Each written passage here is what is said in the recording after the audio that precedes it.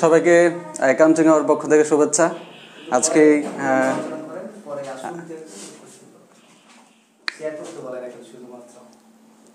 আমার তো অ্যাকাউন্টিং এর গ্রুপে গেলে আমি পাবো নাকি?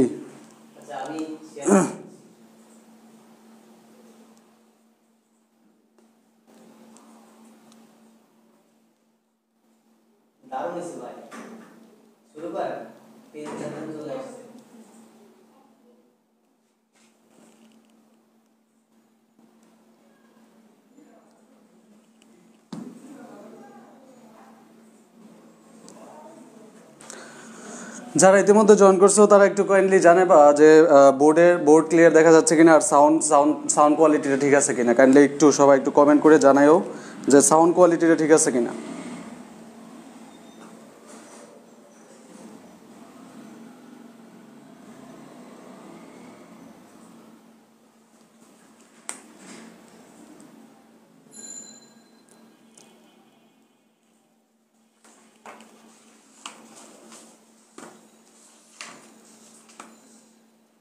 ভাই কমেন্ট তো দেখা যায় না আমার মোবাইলেও। হ্যাঁ দেখা যাচ্ছে। আর যারা ইতিমধ্যে জয়েন করছো তারা একটু অবশ্যই এটা একটু শিওর করবা যে কে কোথা থেকে আসলে আমার সাথে জয়েন করছো। এখানে যেহেতু হচ্ছে বিভিন্ন শাখায় ক্লাস নিচ্ছি, যাত্রাবাড়ি, নয়াবাজার, নারায়ণগঞ্জ আর ভৈরবের অনেক স্টুডেন্ট থাকতে পারো। একটু কষ্ট করে তোমরা কমেন্টে জানাবা, জানলে ভালো লাগবে যে কে কোথা থেকে আমার সাথে আসো। আর একটু কষ্ট করে যারা এখনও পর্যন্ত জয়েন করে ফেলেছো তারা একটু যার ওয়াল থেকে লাইভটা একটু শেয়ার করে দিবা, তুমি এবং তোমার বন্ধুদেরকে দেখার সুযোগ করে দাও। সবাই অবশ্যই লাইভটা একটু শেয়ার করে দাও। আমরা দেখি আর কয়েকজন আসুক, তারপরে হচ্ছে আমরা আলোচনা শুরু করবো ইনশাল্লাহ।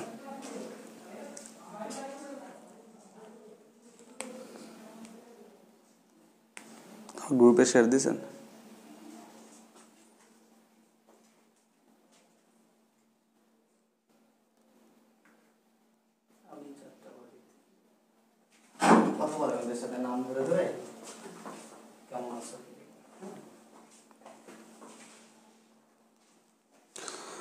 সোমায়া জ্যোতি, আসসালামু আলাইকুম। ওয়ালাইকুম স্যার। ইস্তাক আহমেদ, ইস্তাক হচ্ছে নয়াবাজার শাখার। ধন্যবাদ ইস্তাক। তাহেরা জাহান কোথা থেকে, কোন ব্রাঞ্চ থেকে জয়েন করছে একটু জানাও স্যার।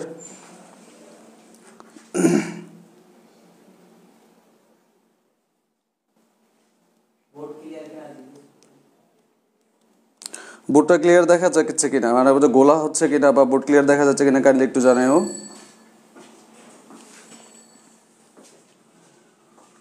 রাফি বিনতে রোব নারায়ণগঞ্জ থেকে, ধন্যবাদ। আয়শা সিদ্দিক আলিয়া, নয়াবাজার। আমিনা তুবা, সালাম আলাইকুম। ওয়ালাইকুম সালাম। একটু সবাই যদি কষ্ট করে লাইভটা শেয়ার দিয়ে দাও, তাহলে হয়তো তোমার বন্ধুরাও আসলে লাইভটা দেখার সুযোগ পাবে। তাদেরকেও সহযোগিতা করো। সবাই যার ওয়াল থেকে একটা শেয়ার দিয়ে স্যারের পাশে থাকো। ধন্যবাদ। ইতিমধ্যে 18-20 জনের মতো জয়েন করছে, আলহামদুলিল্লাহ। লাইভটা একটু সবার প্রতি একটু রিকোয়েস্ট থাকবে, যেহেতু তোমাদের সাথে আমার প্রথম পদ চলা, আশা করি সবাই পাশে থাকবে ইনশাল্লাহ। এই গ্রুপ থেকে ইনশাল্লাহ অবশ্যই 2021 সালের যারা হচ্ছে পরীক্ষার্থী, বিশেষ করে যারা 2021-এর এডমিশন ব্যাচ, ইনশাল্লাহ এই গ্রুপ থেকে তোমরা ভালো কিছুই পাবে। আশা করি তোমরা আমার সাথেই থাকবে একদম শেষ সময়টা পর্যন্ত। আর আমিও কথা দিচ্ছি ইনশাল্লাহ তোমাদের সাথেই থাকবো। তো গ্রুপটা একটু শেয়ার, মানে লাইভটা একটু শেয়ার করো। আমরা ক্লাসটা শুরু করবো ইনশাল্লাহ খুব দ্রুত। শাকিরা স্বর্ণা নয়াবাজার থেকে জয়েন করছে। যাত্রাবাড়ির কাউকে পাওয়া যায় নাই।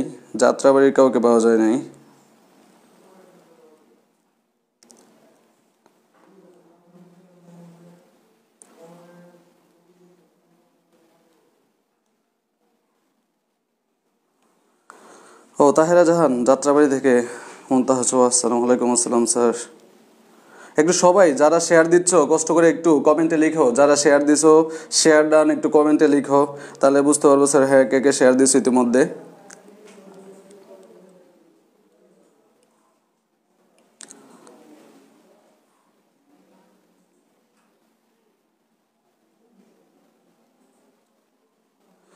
আরেকটা বিষয়, আমরা আজকে যে টপিকটা মানে আলোচনা করার জন্য নিয়েছি, সেই টপিকটা তোমরা ইতিমধ্যে যারা বিভিন্ন কোচিং ক্লাস করতেছো তারা এখনও এই টপিকটার উপর ক্লাস পাও নাই।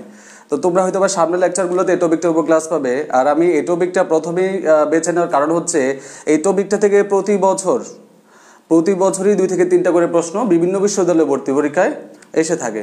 তো আর এই আপনি যদি আপনাকে জিজ্ঞাসা করেন যে এই চ্যাপ্টারের মানে অ্যাকাউন্টিংয়ের একটু টাফেস্ট পার্ট কোনটা, তা আমি বলবো যে অ্যাকাউন্টিংয়ের যদি কঠিন হয়, একটু কঠিন মনে হয়, তাহলে এই পণ্যের ক্রয় বিক্রয় সংক্রান্ত হিসাব নিকাশের যে ঝামেলাগুলো এইগুলো একটু তোমাকে ভোগাইতে পারে। তো চেষ্টা করবো স্যার এই ব্যাপারগুলো সহজভাবে তোমাদের সাথে শেয়ার করার জন্য, যেন ব্যাপারগুলো তোমাদের কাছে খুব ইজি মনে হয়। তো এই বিষয়টা আলোচনা করার জন্য আমি যেটা করেছি, আমি এগুলোকে বিভিন্ন টাইপে ভাগ করে তোমাদের সামনে প্রেজেন্ট করবো ইনশাল্লাহ। তো এইখানে টাইপটা হচ্ছে, এখানে বিভিন্ন ধরনের ম্যাথ আছে। সো একসাথে যদি সবগুলা ম্যাথ করাইতে যাই তাহলে দেখা যাবে যে একটা হজবরল পরিস্থিতির সৃষ্টি হবে, মানে বুঝতে পারবে না কোনটার সাথে কোনটা লিঙ্কড। তো আমি এই টপিকটার উপরে ক্রমান্বয়ে 2 থেকে 3টা ক্লাস নিব। তাহলে আশা করি শুরু থেকে টাইপ বাই টাইপ যদি আমরা এই ব্যাপারগুলো দেখি, তাহলে ধীরে ধীরে ইনশাল্লাহ এই ব্যাপারগুলোর উপর আমরা ক্লিয়ার হবো ইনশাল্লাহ। তাহলে সময়ে যদি শেয়ার ডান, ধন্যবাদ স্যার।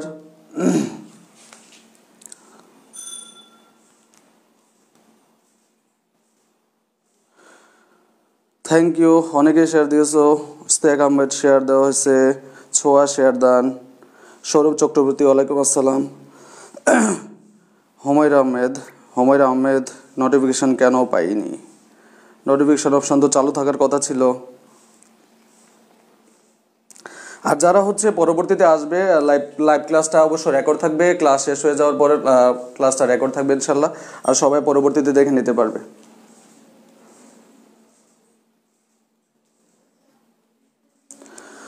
যাই হোক, আমরা শুরু করি তাহলে। আলহামদুলিল্লাহ 25-26 জনের মতো হয়ে গেছে ইতিমধ্যে।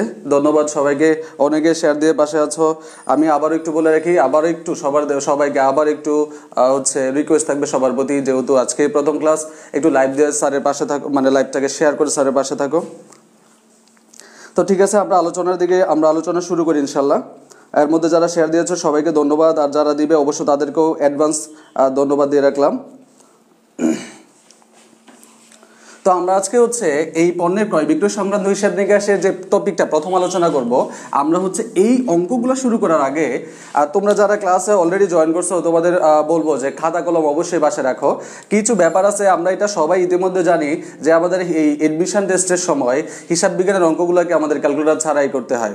যেহেতু এই অঙ্কগুলো ক্যালকুলেটর ছাড়াই করতে হয়, তাহলে সেই ক্ষেত্রে আমাদের কিন্তু কিছু ব্যাপার জানতে হবে যে আসলে কখন কিভাবে কাটাকাটি করতে হয়, দশমিকের যোগ বিয়োগগুলা, তারপর হচ্ছে এই মানে ছোট ছোট ব্যাপারগুলো কত দ্রুত করে ফেলা সম্ভব হয়। যারা এই কাজগুলো করতেই পারবে তাদের জন্যই কিন্তু এডমিশন টেস্ট। কারণ আমরা সবাই জানি প্রতিটা কোশ্চেন অ্যান্সার করার জন্য 45 থেকে 50 সেকেন্ড সময় পাওয়া যায়। তো সেক্ষেত্রে কিন্তু অনেক সময় আমার হাতে নাই যে আমি কি করব, যে আমি টাইম নিয়ে ক্যালকুলেশন করব, চিন্তা করব, তারপরে আমি করবো, এগুলো করা যাবে না। তো যারা ইতিমধ্যে জয়েন করছো তারা কষ্ট করে আমি কিছু ব্যাপার লিখতেছি, এগুলো তোমরা একটু খাতায় নোট করে নাও।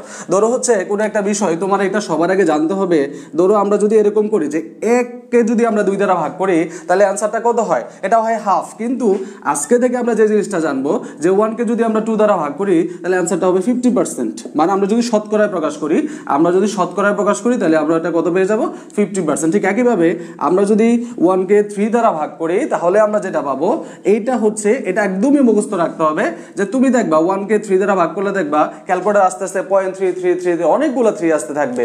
তো এতগুলো 3 তো আমাদের মনে রাখলে হবে না। আমাদের যে জিনিসটা শর্টকাটে মনে রাখতে হবে যে 1কে যদি আমরা 3 দ্বারা ভাগ করি তাহলে আমাদের রেজাল্ট হবে 33.33%। এতটুকু মনে রাখলেই হবে। তারপরে তুমি যদি 1কে যদি 4 দ্বারা ভাগ করো, তার মানে 4 দ্বারা ভাগ করো, তাহলে তোমার যে রেজাল্ট আসবে, এখানে কিন্তু আমরা 4 ভাগ করে ফেললাম। 4 ভাগ করার মানে হচ্ছে 0.25। তাহলে 0.25 এর অর্থ হচ্ছে 25%। 0.25 এর অর্থ হচ্ছে 25%। এগুলো কিন্তু একদম মুখস্থ রাখতে হবে। তোমার সামনে যখন এই টাইপের ম্যাথ আসবে, এরকম ক্যালকুলেশন আসবে, দেখা মাত্রই যেন আমি আইডিয়া করতে পারি বা আমার মাথায় চলে আসে যে হাফ মানে হচ্ছে 50%, 1/3 মানে হচ্ছে 33.33%। ঠিক একইভাবে আমরা যখন 1 কে 5 দ্বারা ভাগ করব তখন যেটা হবে সেটা হচ্ছে 1 কে যদি 5 ভাগে ভাগ করছি তার মানে 0.20 উপরে, এই 0.20 কে তুমি যদি ক্যালকুলেটর দিয়ে আবার 100 দ্বারা ভাগ গুণ করো তাহলে রেজাল্ট আসবে 20%। তাহলে দেখো আমাদের তো এত কিছু করার দরকার নাই, আমাদের যেটা মনে রাখতে হবে এটা অবশ্যই কিন্তু সবাইকে লিখতে হবে, সবাই এই ব্যাপারগুলো জানতে হবে। আমরা আবার একটু দেখি, 1 কে যদি আমরা 2 দ্বারা ভাগ করি তাহলে যে রেজাল্ট আসে এটা হচ্ছে 50%। কীভাবে আসে? ওই 0.50 হয়, ওই 0.50 কে আবার 100 দ্বারা গুণ করলে কি হয়? 50টা আসে। ঠিক একেবারে এরপরে আমাকে আরেকটা জিনিস একটু জানতে হবে, 1/6 পর্যন্ত জানলেই হয়ে যাবে। 1/6 যদি হয় আমরা হচ্ছে এবার যে রেজাল্টটা পাবো এটা হচ্ছে 16.67%। দেখো এই ব্যাপারগুলো কিন্তু অবশ্যই তোমাকে জানতে হবে। এই 1 থেকে 10 পর্যন্তের মধ্যে 1 থেকে 6 পর্যন্ত এই যে 1কে 1 2 3 4 5 6 দ্বারা ভাগ করলে যে পয়েন্টগুলো আমরা পাই এইগুলা কিন্তু অবশ্যই তোমাকে মুখস্থ রাখতে হবে, একদমই দেখা মাত্রই মাথায় চলে আসতে হবে। ম্যাজিকের মতো কাজ করবে এই ব্যাপারগুলো তুমি যখন এডমিশন টেস্টের প্রশ্নগুলো সলভ করতে যাবে। আমি আবারও বলতেছি, অনেকের মনে হচ্ছে ক্যালকুলেটর ছাড়া অঙ্কগুলো কিভাবে করা সম্ভব। ইনশাল্লাহ ধীরে ধীরে ইতিমধ্যে যারা বিভিন্ন ব্রাঞ্চে ক্লাস করছো তারা হয়তোবা ইতিমধ্যেই বিশ্বাস করতে শুরু করেছো যে হ্যাঁ আসলেই এডমিশন টেস্টের অঙ্কগুলা ক্যালকুলেটর ছাড়া করা সম্ভব। তো আশা করি আমরা ধীরে ধীরে এই ব্যাপারটার সাথে আরও বেশি হচ্ছে কোপ আপ করে নেব ইনশাল্লাহ আমরা। তো ইতিমধ্যে এই যে বোর্ডে আমি ব্যাপারগুলো লিখলাম 1 থেকে 6 পর্যন্ত 1কে ভাগ দিলে যে দশমিক সংখ্যাগুলো আসে এগুলারে শতকরা প্রকাশ করে যে পার্সেন্টেজগুলো পাওয়া যায় এগুলো সবাই লিখছো কিনা একটু কমেন্ট করে দ্রুত জানিয়ে দাও। যদি লেখা হয়ে থাকে তাহলে লাগবে হচ্ছে ডান, তাহলে হচ্ছে আমি পরবর্তী আলোচনায় চলে যাব। এই ব্যাপারগুলো কিন্তু অবশ্যই সবাইকে লিখে নিতে হবে। মানে আমি কি ফিক্স থাকবো? আচ্ছা,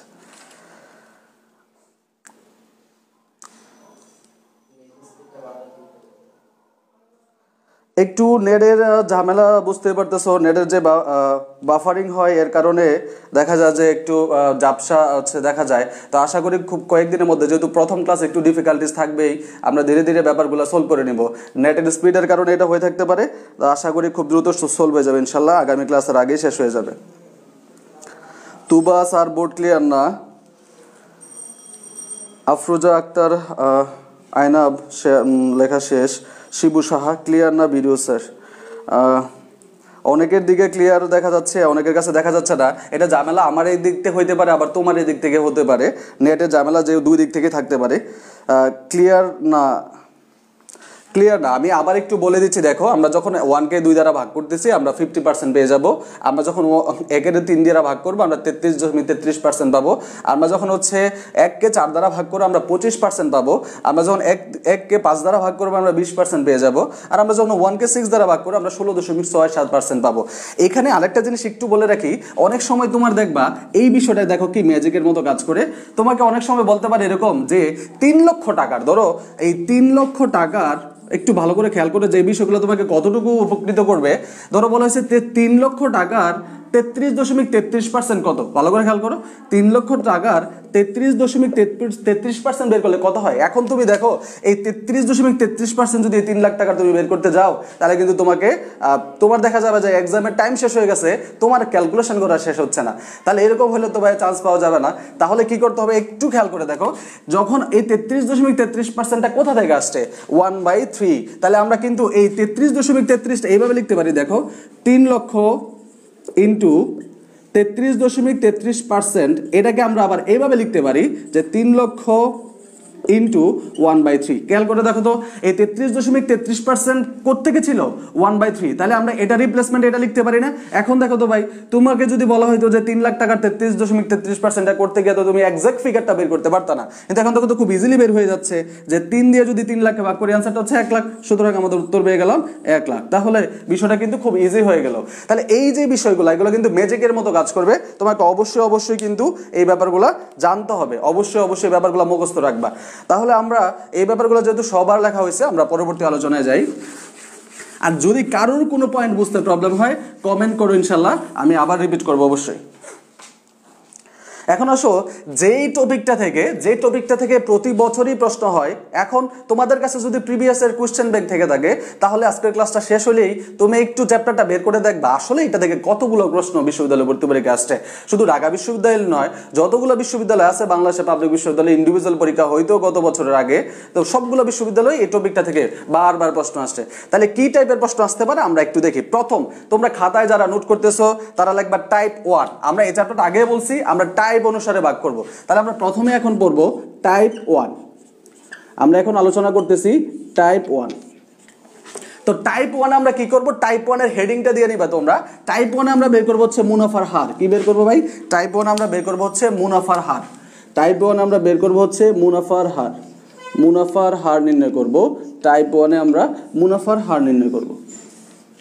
তো টাইপ 1 এ তুমি মুনাফার হার নির্ণয় করার আগেই তোমাকে কিছু আমি হচ্ছে সিনোনিমস লিখতে যাই। যেমন তোমরা ইংলিশে সমার্থক শব্দ পড়ে, একইভাবে হিসাব বিজ্ঞানেরও কিন্তু কিছু সমার্থক শব্দ থাকে বিভিন্ন নামের ক্ষেত্রে। তো প্রথমে যে জিনিসটা একটু তোমরা জেনে নাও যে যখন তুমি একটা প্রশ্নে দেখবা ক্রয় মূল্য আছে, ক্রয় মূল্য মনে রাখতে হবে এই ক্রয় মূল্য বলতে আসলে তোমার এটার একটা ইংরেজি শব্দ আছে যেটাকে বলা হয় মার্ক আপ। খুবই গুরুত্বপূর্ণ একটা প্রশ্ন। অনেকে হয়তো একাডেমিক লেভেলে শব্দটা নাও শুনতে পারো, বাট এডুকেশন টেস্টের খুবই পরিচিত একটা শব্দ হচ্ছে মার্কআপ। তাহলে দেখো মার্কআপটা তাহলে কার সিনোনিমস, মানে মার্কআপটা কার আরেকটা ছদ্মনাম, এটা হচ্ছে ক্রয় মূল্যের একটা ছদ্মনাম। তাহলে কিন্তু এটা তোমাকে জানতে হবে। তাহলে ক্রয় মূল্য বা মার্কআপ, অথবা যদি শুধু ব্যয় লেখা থাকে তাও তোমাকে বুঝতে হবে এটা ক্রয় মূল্যকে বোঝাচ্ছে। আবার খেয়াল করো আমরা কয়টা শব্দ পাইলাম অলরেডি? তিনটার মধ্যে আমরা কি পাইলাম যে যদি ক্রয় মূল্য লেখা থাকে ক্রয় মূল্য থাকতে পারে, ক্রয় মূল্য না থাকে আবার থাকতে পারে মার্ক আপ। এই শব্দটাই বেশি গুরুত্বপূর্ণ কারণ এটা আমাদের একদমই অপরিচিত, আমরা এই শব্দটা সম্পর্কে অনেকেই জানি না আগে থেকে। আরেকটা হচ্ছে কি ব্যয়। তাহলে আমরা এখানে কয়টা শব্দ পেয়ে গেলাম? 3টা।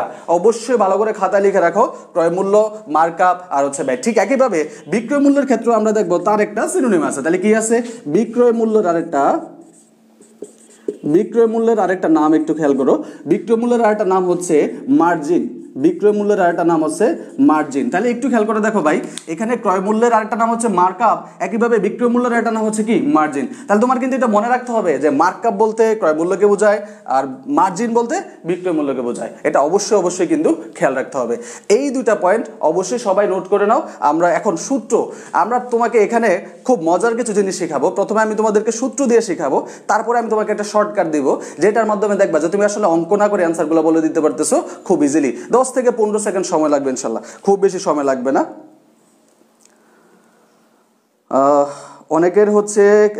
অনেকের কাছে লেখাগুলা দেখা যায়, এটাও দেখা যায়। এটা হচ্ছে নেটের ব্যাপার, তো আমার এখানে হইতে পারে, প্রবলেমটা তোমাদের এখানেও হইতে পারে। তো আজকের ব্যাপারটা সবাই একটু অ্যাডজাস্ট করে নিতে হবে ইনশাল্লাহ, আগামী ক্লাসে হয়তো প্রবলেমটা থাকবে না। আচ্ছা, তাহলে এই পর্যন্ত এই ব্যাপারগুলো লেখা হয়েছে কিনা, এই ব্যাপারটা লেখা হয়েছে কিনা, যারা পরে এসে জয়েন করছো তাদের প্রতি আমার একটা রিকোয়েস্ট থাকবে যে বরাবরের মতোই লাইভটা একটা শেয়ার দিয়ে অবশ্যই এই অ্যাকাউন্টিং আওয়ার পেজটার পাশে থাকবা। অ্যাকাউন্টিং আওয়ার পেজে পাশে থাকার জন্য সবাইকে অনেক বেশি ধন্যবাদ যারা ইতিমধ্যে জয়েন করছো। তাহলে এখানে আমরা এটা দেখার পর এইবার হচ্ছে যে ব্যাপারটা আমাদের প্রথম জানতে হবে, মুনাফার হার দুই দিক থেকে হইতে পারে। দেখো একটু খেয়াল করে দেখো, মুনাফার হার দুই দিক থেকে হইতে পারে। আমি প্রথমে সূত্র লিখি, তারপরে তোমাকে আমি বলবো যে সূত্রটা আসলে তুমি কিভাবে মনে রাখতে পারো। তাহলে প্রথমে দেখো, যদি এরকম হয় যে প্রশ্নে দেখবা একটার উপর মুনাফার হার দিয়ে দিবে, তোমাকে আরেকটার উপর মুনাফার হার বের করতে বলবে। তুমি দেখবে এই ব্যাপারটা ইন্টারমিডিয়েটও তোমাদের এমসিকিউ পরীক্ষায় প্রায় সময় আসতো। তাহলে বিষয়টা ধরো এরকম যে ক্রয় মূল্যের উপর মুনাফার হার, খেয়াল করো ক্রয় মূল্য। তাহলে ক্রয় মূল্যের কিন্তু যে সিনোনিমগুলো আছে সেগুলো কিন্তু অলরেডি আমরা জানি। ক্রয় মূল্যের আরেকটা সিনোনিম কি হচ্ছে মার্কআপ, আর একটা নাম হচ্ছে ব্যয় থাকতে পারে। তাহলে ক্রয় মূল্যের উপর মুনাফার হার দেওয়া থাকলে তাহলে খেয়াল রাখতে হবে যার উপর মুনাফার হার দেওয়া থাকবে তোমার ঠিক উল্টাটা বের করতে হবে। তার মানে যদি এখানে ক্রয় মূল্যের উপর মুনাফার হার দেওয়া থাকে তাহলে তোমাকে বের করতে হবে বিক্রয় মূল্যের উপর মুনাফার হার, আর যদি বিক্রয় মূল্যের উপর দেওয়া থাকে তাহলে বের করতে হবে ক্রয় মূল্যের উপর মুনাফার হার। তাহলে দেখো, যদি ক্রয় মূল্যের উপর মুনাফার হার বের করতে হয় তাহলে আমার সুদ দেওয়া থাকে, তাহলে আমি বের করবো হচ্ছে বিক্রয় মূল্যের উপর মুনাফার হার। বিক্রয় মূল্যের উপর মুনাফার হার।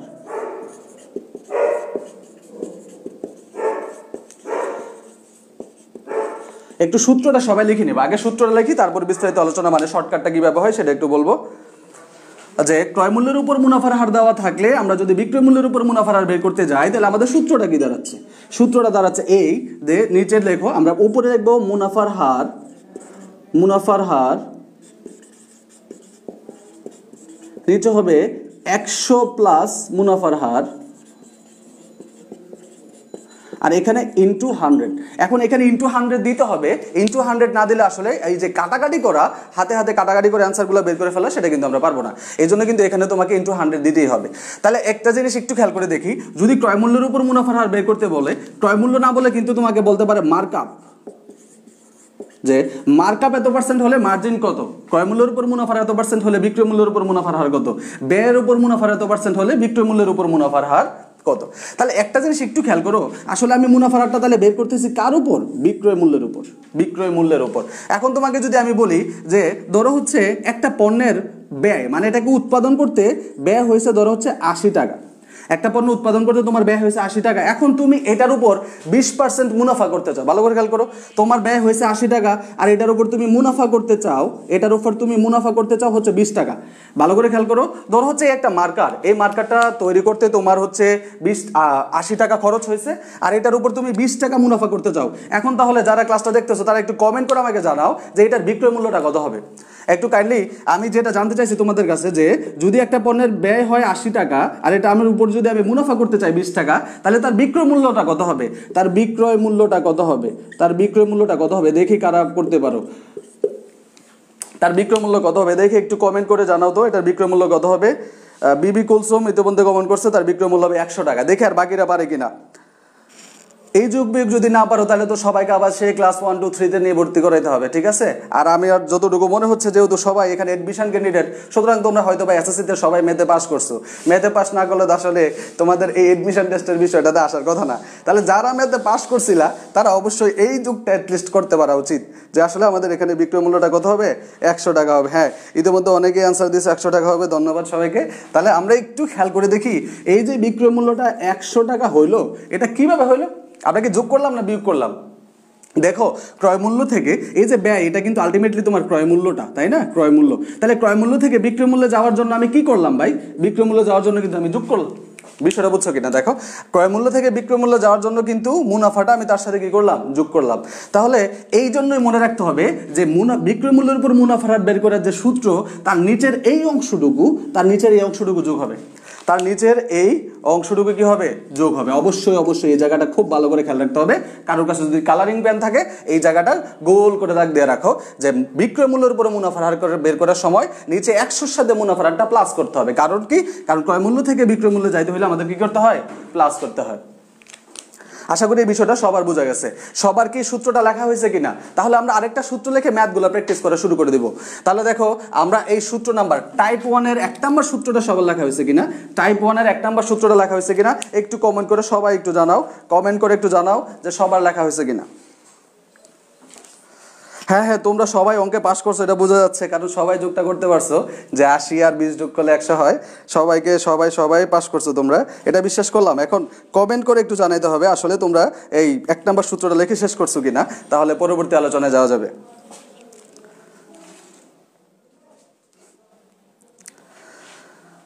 শাকিরা স্বর্ণা ডান। তোমরা অবশ্যই আমাদের ক্লাসে 32 মেম্বার আছে, মানে 32 জন সদস্য এখন পর্যন্ত আমাদের লাইভটা দেখতেছে। এই গ্রুপে কিন্তু খুব বেশি মেম্বার না, মাত্র 200 জন হচ্ছে এই পেজটাতে 200 জন যুক্ত আছে। আর আমার অ্যাকাউন্টিং আওয়ার গ্রুপটাতে হচ্ছে 300 জনের মতো। আলহামদুলিল্লাহ তার মধ্যেই 35 জন মানুষ আমার সাথে যুক্ত আছে। এটা প্রথম অবস্থায় অনেক বড় পাওয়া, আর এর জন্য অবশ্যই তোমাদেরকে অনেক বেশি ধন্যবাদ। যারা পরবর্তীতে জয়েন করছো তাদেরকে আবারও বলবো অবশ্যই লাইভটা একটা শেয়ার দিবা। তাহলে যেহেতু আমাদের প্রথম সূত্রটা লেখা হয়েছে, তাহলে এখান থেকে আমাদের কি মনে রাখার বিষয়, যে ক্রয় মূল্যের উপর মুনাফার হার দেওয়া থাকলে যদি আমি বিক্রয় মূল্যের উপর মুনাফার হার বের করতে যাই, তাহলে নিজের সূত্রটা কি দিতে হবে, প্লাস। বিক্রয়ের সময় হয় প্লাস, বিক্রয়ের সময় হয় প্লাস, এটা মনে রাখতে হবে। তাহলে আমরা দ্বিতীয় সূত্রে চলে যাই।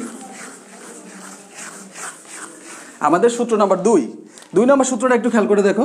2 নম্বর সূত্রটা হচ্ছে, দেখো যখন ক্রয় মূল্যের উপর মুনাফার হার দেওয়া ছিল তুমি বিক্রয় মূল্যের উপর মুনাফার হার বের করছো। এবার ঠিক উল্টাটা হবে। এবার উল্টাটা কি হবে, ধরো বিক্রয় মূল্যের উপর মুনাফার হার দেওয়া থাকবে, বিক্রয় মূল্যের উপর মুনাফার হার দেওয়া থাকবে,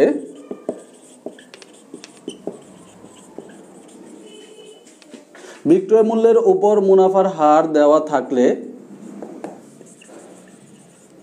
তাহলে বিক্রয় মূল্যের উপর যদি মুনাফার হার দেওয়া থাকে তাহলে অবশ্যই তোমার কার উপর মুনাফার হার বের করতে হবে, খুবই সহজ ব্যাপার। তাহলে এটা বের করতে হবে হচ্ছে ক্রয় মূল্যের উপর মুনাফার হার, ক্রয় মূল্যের উপর মুনাফার হার,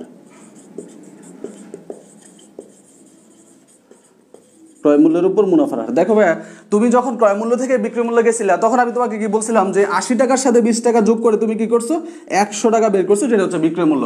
এখন যদি আমি তোমাকে বলি যে ধরো হচ্ছে একটা পণ্যের বিক্রয় মূল্য হচ্ছে, একটা পণ্যের বিক্রয় মূল্য হচ্ছে 100 টাকা, আর এটার মুনাফা হচ্ছে, তার মানে এই পণ্যটা 100 টাকায় বিক্রি করার আমি হচ্ছে কিছু টাকা মুনাফা করছে, সে মুনাফাটা হচ্ছে 15 টাকা। ভালো করে খেয়াল করো, আমি একটা পণ্য বিক্রি করলাম, সেই পণ্যটা বিক্রি করছে 100 টাকায়, আর এটা বিক্রি করে আমি মুনাফা করছি 15 টাকায়। এখন তোমাদের কাছে এই জাতির কাছে আমার একটা প্রশ্ন যে আসলে এখন তাহলে এই পণ্যটার আমার ব্যয় হয়েছিল কত টাকা, মানে এই পণ্যটা তৈরি করতে আমার কত টাকা খরচ হয়েছিল। একটু সবাই একটু দেখি তো, আবার এই যুগটা করতে পারো কিনা। তোমরা আরেকবার প্রমাণ দাও যে হ্যাঁ তোমরা সবাই অঙ্কে পাস করছিলে এসএসসিতে, দেখা যাক আসলে তোমরা এটার প্রমাণ দিতে পারো কিনা। আমরা এখানে বিক্রি করছি একটা পণ্য 100 টাকায়, তার মুনাফা হয়েছে 15 টাকা, তাহলে এটার ব্যয় হয়েছিল কত টাকা, তার মানে এই পণ্যটা আমি কত টাকায় পেয়েছিলাম। হ্যাঁ, আয়েশা সিদ্দিক আলী ইতিমধ্যে প্রমাণ করছে যে না, সে এসএসসিতে ম্যাথে পাস। বাকিদের অবস্থা কি দেখি। হ্যাঁ, জাহিদ আহমেদ 85 টিয়া, এই জাহিন আহমেদ আবার 85 টিয়া লিখছে। আপনারা জানেন যে এখানে একটু ব্যাপার একটু দেখি যে নোয়াখালীর মানুষ আসলে এখানে কেউ আছে কিনা আমি জানি না। আমরা একটা দেখি যে ধরুন হচ্ছে আপনাকে বলা হলো 5 টাকা, হ্যাঁ আপনি তো অবশ্যই নিশ্চয়ই এটাকে টাকাই বলবেন 5 টাকা, কিন্তু নোয়াখালীর কেউ যদি থেকে থাকে তারা নিশ্চয়ই এই ব্যাপারটাকে 5 বলবে না, এই 5 টাকা নোয়াখালীর মানুষ বলবে হচ্ছে হাঁস, আর টাকাটা বলবে তারা হচ্ছে টিয়া। দেখেন আপনি আর আমি যে জায়গায় 5 টাকা দেখি, নোয়াখালীর মানুষ কিন্তু আসলে ভাই 5 টাকা দেখে না, তারা দেখে হচ্ছে হাঁস টিয়া। তো যাই হোক, আমি কিন্তু এটা নোয়াখালীর মানুষকে কিন্তু পচানোর জন্য বলি না, আসলে তাদের মন কত উদার দেখেন, 5 টাকার জায়গায় একটা হাঁস আর টাকার জায়গায় একটা টিয়া। তো যাই হোক, যারা ইতিমধ্যে হচ্ছে কমেন্ট করছেন, সবার কমেন্ট দেখে বোঝা যাচ্ছে না আপনারা সবাই পরীক্ষায় পাস করছিলেন। আচ্ছা, তাহলে এবার দেখেন, তাহলে বিক্রয় মূল্যের উপর মুনাফার হার দেওয়া থাম, মানে বিক্রয় মূল্য থেকে যখন আমি ব্যয় বের করলাম, মানে ক্রয় মূল্যটা বের করলাম, তখন কিন্তু আমি বিয়োগ করে 85-তে আসছি, তাই না? তাহলে কিন্তু এই বিষয়টা কিন্তু আমাদের মাথায় রাখতে হবে যে বিক্রয় মূল্য থেকে ক্রয় মূল্যে গেলে সূত্রে মাইনাস হয়। দেখেন একবারে প্র্যাকটিক্যাল, কিন্তু আমি শর্টকাট পড়াইলেই পারতাম, কিন্তু শর্টকাট আসলে আপনি পরীক্ষার হলে যাওয়ার আগে নিজে দেখবেন শর্টকাট হয়ে গেছে, আপনার মেমোরি লস। তাহলে এই ব্যাপারটা কিন্তু শর্টকাটে না হয় আমাদের কিন্তু একটু বিস্তারিত মনে রাখা উচিত, আসলে সূত্রটা কেন এরকম হয়েছে, ব্যাপারগুলো জানতে পারলে কিন্তু বিষয়টা ভালো লাগে। তাহলে দেখেন এই সূত্রটা লিখতে গেলে আপনি নিশ্চয়ই পারবেন। আগের সূত্রটার উপরেও ছিল মুনাফার হার, এইটার সূত্রের উপরেও থাকবে মুনাফার হার, খুবই ইজি ব্যাপার। আর নিচে ছিল 100 প্লাস মুনাফার হার, কিন্তু এবার তো ভাই বিক্রয় মূল্য থেকে ক্রয় মূল্যে যাচ্ছে, সুতরাং মাইনাস হবে। তাহলে নিচে হবে মুনাফার হার মাইনাসটা, মুনাফার হারটা কি হবে মাইনাস। দেখেন বাকিটা হচ্ছে 100 গুণ। তাহলে আগের সূত্রের সাথে এই 2 নম্বর সূত্রের কম্পেয়ার করে একটু দেখেন তো, ক্রয় মূল্য থেকে বিক্রয় মূল্য যাওয়ার কারণে আমার এখানে প্লাস হয়েছিল, আর এখান থেকে বিক্রয় মূল্য থেকে ক্রয় মূল্য যাওয়ার কারণে আমার কি হচ্ছে মাইনাস। পার্থক্য শুধু এতটুকুই, যেহেতু সবাই আমরা ম্যাথে পাস, তাহলে নিশ্চয়ই আমাদের এই দুইটা জিনিস বুঝতে খুব বেশি পরিশ্রম হওয়ার কথা না।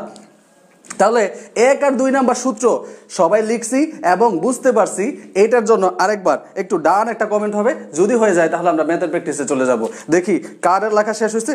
যদি কারো কোনো প্রবলেম থাকে তাহলে অবশ্যই কমেন্টে করলে আমি কিন্তু আরেকবার রিপিট করব। আমরা একটু দেখি সবার লেখা হয়েছে কিনা, সবাই একটু কষ্ট করে কমেন্টে জানাইতে হবে। সময় যদি কি ঘুম পাচ্ছে নাকি? সময় আক্তার মিম লেখা ডান। 28 জন মানুষ আছেন, আপনারা কমেন্ট করলে তো 28টা কমেন্ট হওয়ার কথা। দেখেন বাকিরা আবার লাইভে যুক্ত হয়ে ঘুমায় যায় না, কিন্তু একটু কমেন্ট করে একটু জানান দিবেন যে না হ্যাঁ আপনারা সবাই জীবিত অবস্থায় ক্লাস করতেছেন, ঠিক আছে? একটু জানাবেন। হ্যাঁ, অনেকে লিখতে পারছেন প্রচুর প্রচুর প্রচুর বিভাগ চাই নোয়াখালীর। আচ্ছা যাই হোক, নোয়াখালীর বিভাগ চাই এটা আর এখানে আমরা না বলি, আমরা নোয়াখালী বিভাগ হয়ে যাক এটাই সবাই চাই। ইনশাল্লাহ একদিন হয়তো নোয়াখালী বিভাগ না একটা দেশ হয়ে যেতে পারে। হ্যাঁ, আচ্ছা তাহলে একটু দেখেন এখানে আমরা এবার হচ্ছে যেহেতু আমরা বিষয়গুলো বুঝে গেছি, এবার দেখি অঙ্কগুলো খুব ছোট আর খুব দ্রুত কিন্তু অঙ্কগুলো করা যায়। তাহলে সূত্র যেহেতু লেখা শেষ হচ্ছে, এবার জাস্ট আমরা হচ্ছে দেখেন খুব দ্রুত অঙ্কগুলো করবো ইনশাল্লাহ। তাহলে টাইপ 1 এর প্র্যাকটিসে চলে গেলাম, এবার টাইপ 1 এর প্র্যাকটিসে চলে গেলাম। তাহলে ধরুন হচ্ছে আমি আপনাকে বললাম বিক্রয় মূল্যের উপর, একটু দ্রুত সবাই কিন্তু ক্যালকুলেশন করার চেষ্টা করতে হবে। বিক্রয় মূল্যের উপর মুনাফার হার 20% হলে, বিক্রয় মূল্যের উপর মুনাফার হার 20% হলে ক্রয় মূল্যের উপর মুনাফার হার কত?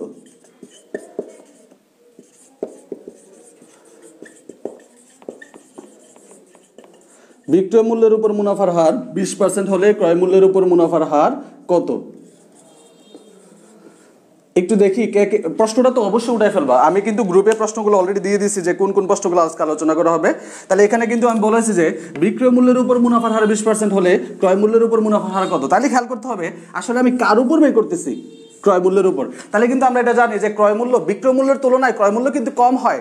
আবারও খেয়াল করো, বিক্রয় মূল্যের তুলনায় ক্রয় মূল্য কম হয়। তাহলে কি মনে রাখবা, ক্রয় মূল্যের সূত্রের নিচে মাইনাস হয়, ক্রয় মূল্যের তুলনায় বিক্রয় মূল্য বেশি হয়, সুতরাং বিক্রয় মূল্যের নিচে কি হবে, প্লাস চিহ্ন হবে। এটা কিন্তু সবার মনে রাখতে হবে। তাহলে দেখো এই যে ক্রয় মূল্যের উপর মুনাফার হারটা বের করবো, তাহলে সূত্রটা কি ছিল, সূত্রটা আমি একবারে অবশ্যই লিখে নিব। সূত্রটা ছিল মুনাফার হার ডিভাইডেড বাই 100। দেখো এখানে যদি ক্রয় মূল্যের উপর বের করবো তাহলে নিচের সূত্রটা হবে মুনাফার হার ডিভাইডেড বাই 100 মাইনাস মুনাফার হার, 100 মাইনাস মুনাফার ইন্টু কত 100। দেখো ক্যালকুলেটর ছাড়া খুব দ্রুতই আমরা অঙ্কগুলো করতে পারি। কিভাবে করতে পারি, দেখো এখানে এই মুনাফার হার হচ্ছে কত পার্সেন্ট বলো তো, এই যে মুনাফার হারটা দেওয়া আছে 20%। তাহলে দেখো আমরা মুনাফার হার লিখলাম হচ্ছে 20%, মানে পার্সেন্টেজটা লিখবো না, শুধু 20টা লিখবো। তারপরে নিচে হচ্ছে 100 মাইনাসের কত 20, আর এখানে তোমার গুণ আকারে কত ছিল 100। এখন এই জায়গায় কাটাকাটিটা দেখো খুব দ্রুত করে ফেলা যায়। কিভাবে দেখো, এখানে প্রথমে তুমি কি করো, নিচের যে বিয়োগটা আছে সেটা করে নাও। তাহলে উপরে 20, নিচে হচ্ছে 100 মাইনাস 20। তাহলে নিশ্চয়ই এটা আমরা পারি, 100 থেকে 20 গেলে থাকে কত 80, আর এখানে দেখো থাকে কত হচ্ছে 100। এখন এত বড় কাটাকাটি কেমনে করবো ভাই, জীবন তো শেষ, ক্যালকুলেটর ছাড়া তো সারা জীবন অঙ্কই করি নাই, এখন এত বড় অঙ্ক আমরা কিভাবে করবো। দেখেন খুবই সহজ, এখানে একটা শূন্য আছে, এখানে একটা শূন্য আছে, এটা কাটা দেন। অথবা আপনি এভাবে কাটতে পারেন যে এখানে 20 দিয়ে যদি 80 রে কাটেন তাহলে কত হয় বলেন তো 4, আর 4 দ্বারা যদি আপনি 100 কে কাটেন তাহলে 4 25 কত 100। তাহলে দেখেন আমাদের উত্তরটা হয়ে গেছে কত 25%। তাহলে আমরা এই উত্তরটা কত পেয়ে গেলাম 25%। ভালো করে খেয়াল করেন তো, বিক্রয় মূল্যের উপর মুনাফার হার যদি 20% হয় তাহলে ক্রয় মূল্যের উপর মুনাফার হবে কত পার্সেন্ট, 25%। এটা হয়তো অনেকে মুখস্থই জানেন, বাট আপনাকে কিন্তু সবসময় যে আপনার 20 আর 25% দিয়ে অঙ্ক করতে হবে তা কিন্তু না, এটা কিন্তু ভিন্ন হইতে পারে। তাহলে দেখেন তো এই অঙ্কটা 1 নাম্বার যে সমস্যা আমরা সমাধান করলাম, উদাহরণ নাম্বার 1 যে সমস্যা সমাধান করলাম, যে বিক্রয় মূল্যের উপর মুনাফার হার 20% হলে ক্রয় মূল্যের উপর মুনাফার হার কত, এইটা যে আমি কাটাকাটি করে এখানে বের করলাম, আমি কাটাকাটিটা আরেকবার বলতেছি সবার জন্য। যেহেতু ক্রয় মূল্যের উপর বের করবো, নিচে হবে মাইনাস, তাহলে 20 যেহেতু মুনাফার হার দিয়ে দিয়েছে 20 ডিভাইড বাই 100 মাইনাস 20 ইন্টু 100। তাহলে 20 আর নিচে 100 থেকে 20 চলে গেলে থাকে 80। তাহলে 20 দিয়ে যদি আমি 80 কে কাটি তাহলে আমার রেজাল্ট হচ্ছে কত 4 দিয়ে যদি আমি 100 কে কাটি আনসার হচ্ছে 25। সুতরাং 25% আনসার কিন্তু পেয়ে গেছি। তাহলে অনেকে আমার আগে করে ফেলছে, ধন্যবাদ, অনেকে আমার আগে করে ফেলছে, থ্যাংক ইউ সবাইকে। তো কারোর যদি এটা না পারার না মানে মনে হয় যে না আমি পারবো না, কমেন্ট করতে পারেন, কিন্তু আমি কিন্তু আরেকবার ইনশাল্লাহ বলবো। আর যদি সবারই মোটামুটি হয়ে গেছে মনে হচ্ছে, ধন্যবাদ, সবাই পারছেন। দেখেন এই ব্যাপারগুলো কিন্তু একটু পরে একটা ম্যাজিক দেখবেন আপনারা, যে অঙ্ক করা ছাড়াই অ্যান্সার বলে দেওয়া সম্ভব, কিভাবে এটা হয় একটু পরে ইনশাল্লাহ এটা আমরা দেখবো। তাহলে এটা যেহেতু অনেকে পারছেন, তাহলে আমি একটা অঙ্ক দিয়ে আপনারা একটু করেন তো, আমি একটু 2 নম্বর সমস্যাটা আপনাদের দিয়ে দেখেন তো করতে পারেন কিনা, যেহেতু এটা করতে পারছেন। তাহলে এখানে ধরেন হচ্ছে আমি আপনাকে বললাম যে মার্ক আপ 50% হলে, মার্ক আপ 50% হলে মার্জিন কত। ভালো করে খেয়াল করেন, এই যে সিনোনিমগুলো, এই দুইটা সিনোনিম কিন্তু আমি আপনাদেরকে লিখে দিয়েছিলাম। তো এইগুলো যদি আপনার মনে না থাকে ভাই, আপনি কিন্তু অঙ্কগুলো করতে পারবেন না। তাহলে আপনার কি মনে রাখতে হবে, মার্ক আপ মানে হচ্ছে ক্রয় মূল্য। মার্কআপ মানে কি ভাই, মার্কআপ মানে হচ্ছে ক্রয় মূল্য। তাহলে মার্কআপ মানে হচ্ছে ক্রয় মূল্য, আর মার্জিন মানে হচ্ছে বিক্রয় মূল্য। তাহলে মার্জিন মানে হচ্ছে বিক্রয় মূল্য। তাহলে কি বের করতে বললো, আলটিমেটলি ক্রয় মূল্যের উপর মুনাফার 50% হলে বিক্রয় মূল্যের উপর মুনাফার হয় কত। তাহলে দেখি তো আসলে এটা কে করতে পারি, একটু এই অঙ্কটা করে একটু অ্যান্সারটা বলেন তো সবাই দ্রুত। অ্যান্সারটা দেখি কে আগে দিতে পারে, সবার আগে কে অ্যান্সার দিতে পারে।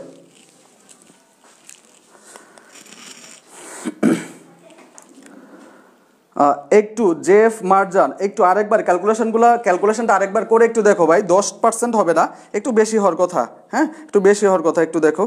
একজন বলছে 33.33%, আরেকবার একটু চিন্তা করে দেখি আমরা আসলে কার উপর কি বের করতেছি।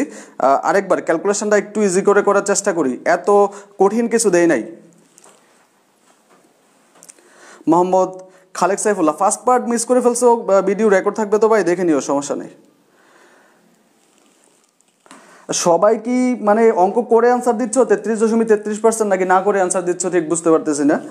আমরা যদি একটু দেখি, বিক্রয় মূল্যের উপর মুনাফার হার বের করার সূত্র কি ছিল, নিচে কি প্লাস না মাইনাস, নিচে বিক্রয় মূল্যের উপর মুনাফার হার বের করার সূত্র ছিল প্লাস। তাহলে প্লাস যদি হয় তাহলে সূত্রটা কি হবে দেখি, তাহলে বিক্রয় মূল্যের উপর মুনাফার হার বের করতে হলে নিচে হয় প্লাস। তাহলে আমাদের সূত্রটা কি ছিল, মুনাফার হার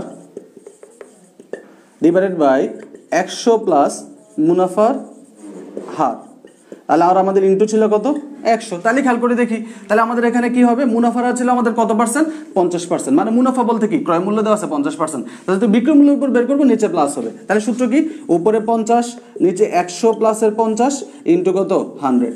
তাহলে এখন যারা অলরেডি 33.33% অ্যান্সার দিয়েছেন তারা একবার একটু বলেন তো ভাই, আপনি কি এটা ক্যালকুলেটর দিয়ে করছেন নাকি একটু আগে যে আপনাকে একটা শর্টকাট টেকনিক দেখাইছিলাম ওটা দিয়ে কিন্তু আপনি করে ফেলছেন 33.33%। সো ইতিমধ্যে যারা 33.33% অ্যান্সার দিয়েছেন তাদেরকে অসংখ্য ধন্যবাদ, আপনাদের অ্যান্সারটা কিন্তু হয়েছে। আর যারা এখনো করেন নাই তারা নিশ্চয়ই কম্বলের নিচে বসে আছেন, কিন্তু ভাই কম্বলের নিচে বসে থেকে, কাঁথার নিচে বসে থেকে খাতা কলম ছাড়া পড়ালেখা করে কিন্তু ইউনিভার্সিটিতে চান্স পাওয়া যায় না। বিশ্ববিদ্যালয় খুবই কঠিন জায়গা ভাই, পড়ালেখা করতে হবে তাহলে কিন্তু চান্স পাওয়া যাবে। এখানে অনেকজনই ক্লাস করতেছেন 32-33 জন, কিন্তু কমেন্ট কিন্তু সবার থেকে আসে না, অর্থাৎ সবাই কিন্তু অ্যাক্টিভ না। অনেক হয়তো বা খুশিতে ঠেলায় ভালো লাগে তাই ক্লাসটা দেখতেছেন, কিন্তু এভাবে হবে না, আপনাদের কিন্তু লিখতে হবে। তাহলে এখানে একটু খেয়াল করে দেখেন ভাই, উপরে হচ্ছে 50 নিচে হচ্ছে 150 ইনটু হচ্ছে 100। তাহলে শূন্যগুলা কাটা দেন, দেখেন একটা শূন্য কাটা, 5 দিয়ে যদি আপনি হচ্ছে 15কে কাটেন তাহলে অ্যান্সার হবে 3। আর দেখেন তো এখানে ধরেন 100 নাই, এখানে আছে 1। তাহলে আমরা তো একটু আগে শিখাচ্ছি ভাই, 1 যদি আমরা 3 দ্বারা ভাগ করি তাহলে 33.33% আসে। খেয়াল রাখতে হবে 1কে 3 দ্বারা ভাগ করলে 33.33% হয়, আবার হচ্ছে 100 যদি 3 দিয়ে ভাগ দেন তাহলে 33.33% আসবে। কারণটা হচ্ছে কি, এটাকে ভাগ করার পর কিন্তু আমরা 100 দ্বারা গুণ করে এটাকে শতকরা প্রকাশ করছিলাম। তাহলে কি মনে রাখবো, 1 3 দ্বারা ভাগ করলে যা, 100কে 3 দ্বারা ভাগ করলো তাই আসে। সুতরাং এটার অ্যান্সারটা কিন্তু হবে 33.33%। তো অনেকে হয়তো এটা না পারার কারণে ক্যালকুলেটর নিয়ে বসছেন, আসলে ক্যালকুলেটর নেওয়া দরকার নাই। বিষয়টা হচ্ছে এই যে ওই যে শর্টকাটটা দেখাইছে ওটা দিয়ে কিন্তু এই অঙ্কটা করা যায়। তাহলে আশা করি এই অঙ্কটা সবার বোঝা গেছে। তাহলে আমরা একটু 3 নম্বর সমস্যা যাই, দেখি 3 নম্বর সমস্যাটা কে করতে পারেন। 3 নম্বর সমস্যাটা একটু দেখি, 3 নম্বর সমস্যাটা একটু দেখি যে মার্জিন 25% হলে, সমস্যা নাম্বার 3, যে মার্জিন 25% হলে, মার্জিন 25% হলে মার্ক আপ কত, মার্ক আপ কত। এবার আর আমি বলে দিচ্ছি না কোনটা দিয়ে কি বোঝায়, আশা করি এতক্ষণে সবার বোঝা উচিত বা বুঝে গেছো যে আসলে মার্জিন দিয়ে কোনটা ক্রয় মূল্য নাকি বিক্রয় মূল্য, মার্ক আপ দিয়ে কি ক্রয় মূল্য নাকি বিক্রয় মূল্যকে বোঝাচ্ছে। তাহলে একটু দেখি দ্রুত কে খুব দ্রুত করে অ্যান্সারটা দিতে পারে যে এইটার অ্যান্সারটা কত হবে, এইটার অ্যান্সারটা কত হবে। একটু শীত চলে গেছে, গরম আসছে, ঠান্ডা পড়বে, এগুলো চিন্তা না করে একটু অঙ্কটা দ্রুত করে দেখি কে করতে পারি আমরা ক্যালকুলেটর ছাড়া। এখানে এইচএসসির অনেকে আসো হচ্ছে যারা এবার হচ্ছে 22-এর পরীক্ষার্থী, তাদের জন্য কিন্তু এগুলো এমসিকিউতে আসে প্রায় সময়। সুতরাং তোমাদের জন্য কিন্তু এগুলো সমান গুরুত্বপূর্ণ, তোমাদের জন্য এগুলো সমান গুরুত্বপূর্ণ। তাহলে এটারও কি হচ্ছে আয়েশা সিদ্দিকা লিয়া, এটারও কি 33.33%? দেখি তো আর কেউ বলে কিনা, নাকি শুধু লিয়া হই বললো বা লিয়াই করতে পারছে কিনা, বাকিদের অবস্থা কি একটু দেখি।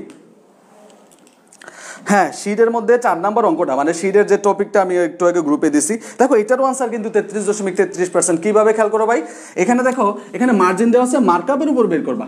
মার্কআপ, মার্কআপ মানে কি ক্রয় মূল্যের উপর বের করতে হবে। তাহলে আমরা তো ইতিমধ্যে জানি ক্রয় মূল্যের উপর বের করা মানে নিচে মাইনাস, তাহলে নিচে মাইনাস হলে উপরে 25 নিচে হচ্ছে 100 মাইনাসের 25 ইন্টু কত 100, তাহলে উপরে 25 নিচে 75 ইন্টু 100। তাহলে কাটাকাটিটা দেখো, আবার দেখো কি মজার ব্যাপার, আমরা কিন্তু অঙ্ক না করে অ্যান্সার করে দিচ্ছি, মানে কাটাকাটি না করে ক্যালকুলেটর ছাড়াই।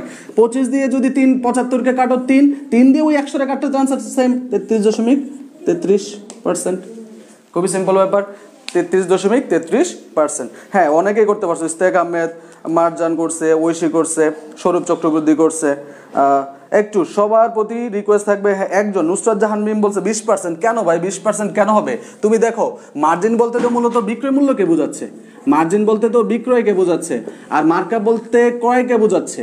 তাহলে দেখো তুমি যদি বিক্রয় দেওয়া থাকে ক্রয়ের উপর বের করো, আমরা জানি ক্রয় মানেই বিয়োগ, ক্রয় মানে বিয়োগ আর বিক্রয় মানে হচ্ছে যোগ। তাহলে যেহেতু ক্রয়ের উপর বের করবো নিচে সূত্রটা হবে মাইনাস, তাহলে 25 ডিভাইড বাই 100 মাইনাস 25, তাহলে 25 75, 3 25 75, 3 দিয়ে যদি 100কে কাটা দেয় আমরা জানি এটা অলরেডি 33.33% অ্যান্সার আসে। হ্যাঁ, ইউসুফ 33.33, আরোহী শেখ। আমার লক্ষ্মীবাজার স্টুডেন্টের কমেন্ট কিন্তু খুব কম। খাদিজা, আনিকা, অনেকেই হচ্ছে দেখা যায়, অনেকেই দেখা যাচ্ছে না। যারা অলরেডি আসো গ্রুপে মানে পেজে, তারা কিন্তু অবশ্যই একটু কমেন্ট করো, অ্যান্সারগুলো বলবা। কারণ হচ্ছে আমার সাথে যদি তোমরা একবার করে ফেলো তাহলে কিন্তু বিষয়গুলো প্র্যাকটিস হয়ে গেল একবার। আমরা অলরেডি 3টা ম্যাথ করছি, আমরা হচ্ছে আর 2টা ম্যাথ করেই কিন্তু আমরা আমাদের শর্টকাট টেকনিকে চলে যাবো। সুতরাং কেউ যদি চলে যাও তাহলে কিন্তু শর্টকাট বা ম্যাজিকটা কিন্তু মিস করবা, ম্যাজিক দেখার আগ পর্যন্ত কিন্তু থাকতে হবে। তাহলে ধরো হচ্ছে আমি তোমাকে আরেকটা ম্যাথ দিলাম, ধরো আমি লিখলাম হচ্ছে ব্যয়ের উপর মুনাফার হার, লিখলাম হচ্ছে ব্যয়ের উপর মুনাফার হার, ব্যয়ের উপর মুনাফার হার 20% হলে, ব্যয়ের উপর মুনাফার হার 20% হলে মার্জিন কত? মার্জিন কত? ভালো করে খেয়াল করো তো ভাই, এখানে বলছি ব্যয়, আমি কিন্তু ইতিমধ্যে তোমাদেরকে এটা বলছি, ব্যয় বলতে আসলে কাকে বোঝায়? ব্যয় বলতে আসলে ক্রয় মূল্যকে বোঝায়, ব্যয় বলতে ক্রয় মূল্যকে বোঝায়। আর এখানে যে মার্জিন কথাটা আসছে, এই মার্জিন কথাটার অর্থ হচ্ছে কি? বিক্রয় মূল্য। মার্জিন কথাটার অর্থ হচ্ছে বিক্রয় মূল্য। মার্জিন কথাটার অর্থ হচ্ছে বিক্রয় মূল্য। তাহলে আলটিমেটলি ক্রয় মূল্যের উপর মুনাফার হার দেওয়া আছে, আমি বিক্রয় মূল্যের উপর মুনাফার হার বের করব।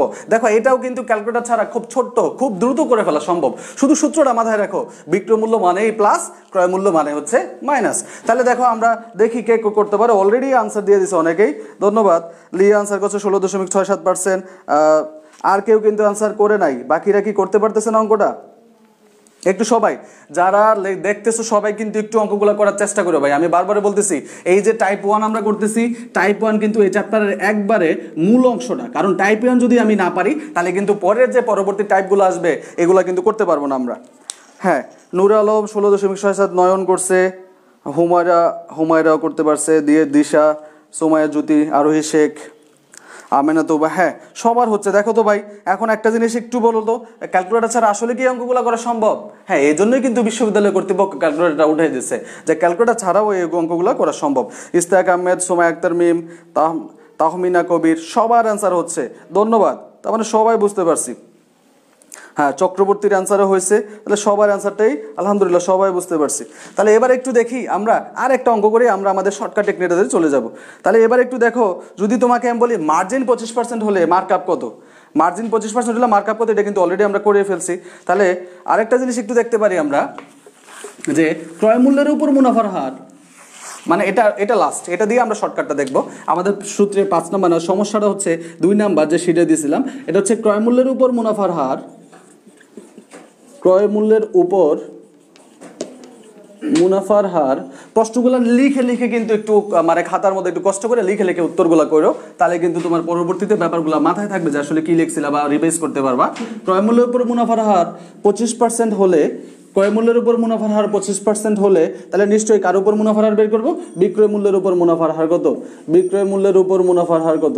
ক্রয় মূল্যের উপর মুনাফার হার 25% হলে বিক্রয় মূল্যের উপর মুনাফার হার কত? মুনাফার হার কত? আর সবাই একটু যারা দেখতেছি তারা কিন্তু লাইভটা শেয়ার দিয়ে যদি ওয়ালে রেখে দেয়, তাহলে কিন্তু পরবর্তীতে কিন্তু চাইলে যে কোনো সময় লাইভটা কিন্তু পুনরায় যে জায়গাটা আমি বুঝতে পারি না, এটা কিন্তু আমি আবার দেখতে পারবো। পাশাপাশি যারা তোমার বন্ধুরা দূর দূরান্তে আছে, তারা বিভিন্ন কোচিংয়ে ভর্তি হওয়ার সুযোগ পায় নাই, তারা কিন্তু ফ্রিতে ইনশাল্লাহ অ্যাকাউন্টে কিন্তু অনেকটাই সমাধান করতে পারবে। তো তাদেরকে দেখার সুযোগ করে দিও। লাইভটা অবশ্যই সবাই একবার শেয়ার দিয়ে পাশে থাকবা। তাহলে এবার একটু দেখি এইটার কে উত্তর দিতে পারে, এইটার উত্তরটা কে দিতে পারে। এইটা ক্রয় মূল্যের উপর মুনাফার হার 25% হলে, ক্রয় মূল্যের উপর মুনাফার হার 25% হলে বিক্রয় মূল্যের উপর মুনাফার হার কত? দেখি এটা কে লিখতে পারে দ্রুত। এটা শেষ করলে কিন্তু আমাদের খেলা শেষ, তখন কিন্তু আমরা আমাদের ম্যাজিক টেবিলে চলে যাব। খুব দ্রুত এটার অ্যান্সারটা দিয়ে দাও, দেখি কে করতে পারে। অলরেডি অনেকে অ্যান্সার দিয়ে দিয়েছে 20%, ধন্যবাদ।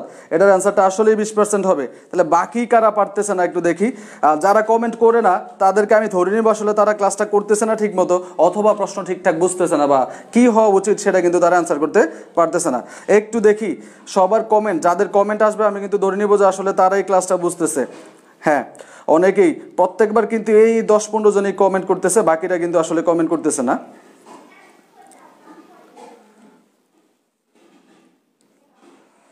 আচ্ছা, ধন্যবাদ, সবাই বুঝতে পারছি। তাহলে একটু খেয়াল করে দেখি, আমরা কিন্তু এই যে এতক্ষণ যা শিখলাম এগুলো সবগুলোই কিন্তু আমরা কিসের মাধ্যমে শিখলাম? একটা সূত্র ব্যবহার করে। কত সময় লাগছে, মানে 1 মিনিটের প্রায় হচ্ছে 50 সেকেন্ড 60 সেকেন্ড সময় লেগে যাচ্ছে। আসলে এত দ্রুত এত সময় লেগে যাচ্ছে, কিন্তু এটাকে দেখো আরেকটু সময় কমায় কিভাবে করা যায়। আমরা এবার হচ্ছে একটা ম্যাজিক টেবিল লিখবো। সবাই খাতার মধ্যে লেখো ম্যাজিক টেবিল বা ম্যাজিক চার্ট, যেটা সূত্রের সাথেই আমরা অঙ্কটা করতে পারবো। এখানে আমরা সবাই খাতার মধ্যে কি হেডলাইন দিব? Magic chart. সবাই ম্যাজিক চার্ট লিখে খাতায় একটা হেডলাইন দিই, ম্যাজিক দেখাচ্ছি। তাহলে দেখো কিভাবে এতক্ষণ যা শিখলাম এগুলো অঙ্ক ছাড়াই আসলে কিভাবে করে ফেলা সম্ভব। তাহলে আমরা একটা ম্যাজিক দেখবো এখন।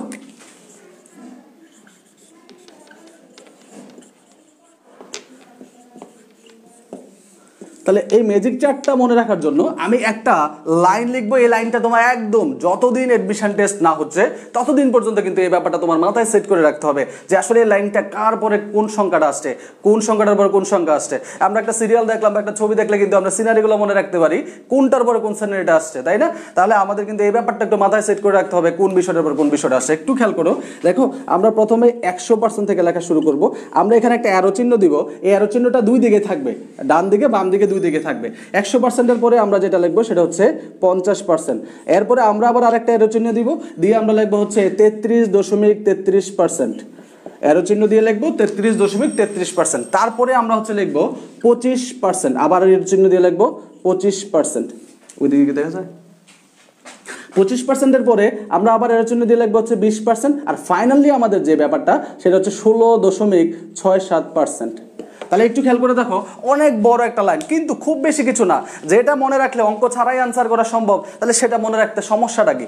আমরা লিখছি 100%, 50%, 33.33%, 25%, 20% আর হচ্ছে 16.67%। এরপর এটা সবার লেখা হয়েছে কিনা, এই যে একটা সিরিয়াল আমি পার্সেন্টেজগুলো লিখছি এটা সবার লেখা হয়েছে কিনা, একটু আমি এটা লেখা শেষ হলে ম্যাজিকটা দেখাবো আসলে কিভাবে অঙ্ক ছাড়া অঙ্ক করা যায়। দ্রুত একটু সবাই কমেন্ট করে দাও আসলে এটা সবার লেখা হয়েছে কিনা।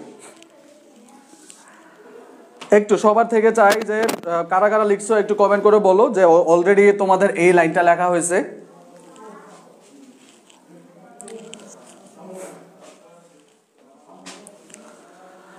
ডান, তাহমিনা কবির ডান, শাকিরা স্বর্ণা অলরেডি লেখা হয়েছে। বাকিদের কি লেখা হয় নাই?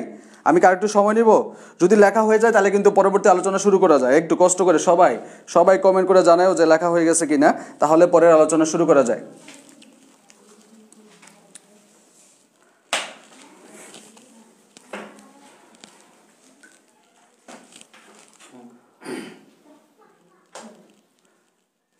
না থাক,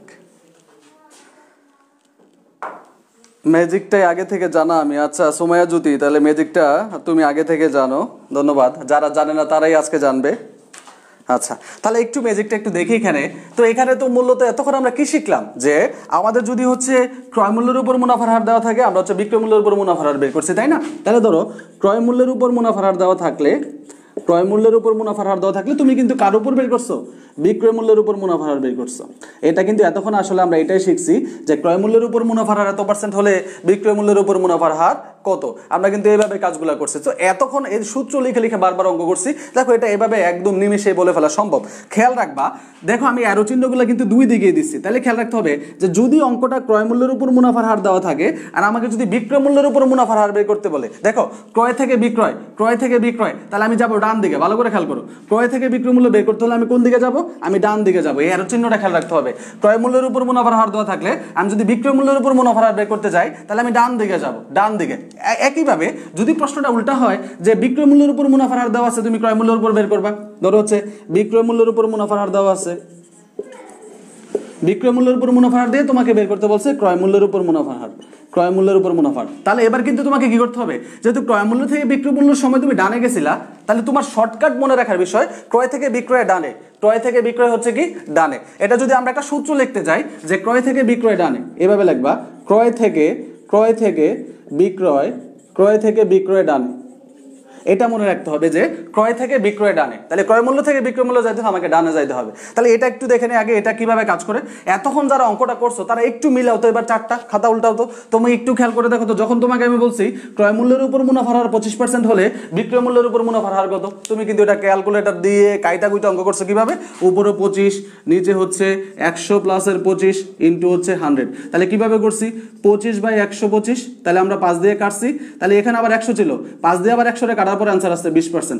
এত কিছু করে 20%, এখন কিন্তু দেখা যায় ডিরেক্ট 20% চলে আসছে। কিভাবে, আমরা জানি যে ক্রয় থেকে বিক্রয় মূল্য ডানে, ক্রয় থেকে বিক্রয় ডানে, তাহলে ক্রয় মূল্যের উপর মুনাফার হার যদি 25%, তাহলে বিক্রয় মূল্যের উপর মুনাফার হচ্ছে 20%। সিম্পল ব্যাপার। তাহলে শুধু এতটুকু মনে রাখলে হচ্ছে। আরেকটা জিনিস যে এই পার্সেন্টেজগুলো কিন্তু কমন থাকতে হবে, পার্সেন্টেজগুলো কমন না থাকলে কিন্তু তুমি এই ব্যাপারটা করতে পারবে না। তাহলে আবার যদি তোমাকে এবার আমি প্রশ্ন করি যে ক্রয় মূল্যের উপর মুনাফার হার 50% হলে বিক্রয় মূল্যের উপর মুনাফার হার কত, তাহলে আনসার কি হবে, ডানে যাবা। তার মানে আনসারটা হবে কি 33.33%। বেশি ডানে যাওয়া যাবে না, একটা ডানে।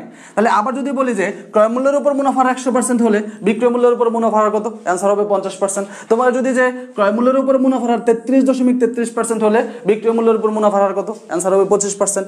আবার যদি ক্রয় মূল্যের উপর মুনাফার 20% হয় বিক্রয় মূল্যের অ্যান্সার হবে কত, 16.67%। তাহলে তোমার কি মনে রাখতে হবে ভাই, এই টেবিলের পাশাপাশি তোমাকে যেটা মনে রাখতে হবে, ক্রয় থেকে বিক্রয় থাকে ডানে, ক্রয় থেকে বিক্রয় ডানে। তাহলে দেখো কত সহজে কিন্তু অঙ্ক ছাড়া কিন্তু আসলে করে ফেলা সম্ভব। তাহলে অবশ্যই এটা সবাই বুঝতে পারছে কিনা যে টেবিলটা দিয়ে মানে আমাদের সূত্র ছাড়াই কিন্তু আমরা এটা করে ফেলতে পারি। তাহলে একটা টার্ম শিখলাম আমরা যে ক্রয় মূল্য থেকে বিক্রয় মূল্য যদি হয় ডানে, ভালো করে খেয়াল করো, ক্রয় মূল্য থেকে বিক্রয় মূল্য যদি হয় ডানে, তাহলে বিক্রয় মূল্য থেকে ক্রয় মূল্য আসলে কি আসতে হবে, বামে। বিক্রয় মূল্য থেকে ক্রয় মূল্য আসতে হবে বামে। এই যে বিক্রয় মূল্য থেকে ক্রয় মূল্য আসতে হবে কি, বামে। এইভাবে মানে হচ্ছে, তাহলে আমরা এবার কি লিখতে পারি যে বিক্রয় থেকে ক্রয় বামে। এই দুটো জিনিস মনে রাখতে হবে যে ক্রয় থেকে বিক্রয় ডানে, বিক্রয় থেকে ক্রয় বামে।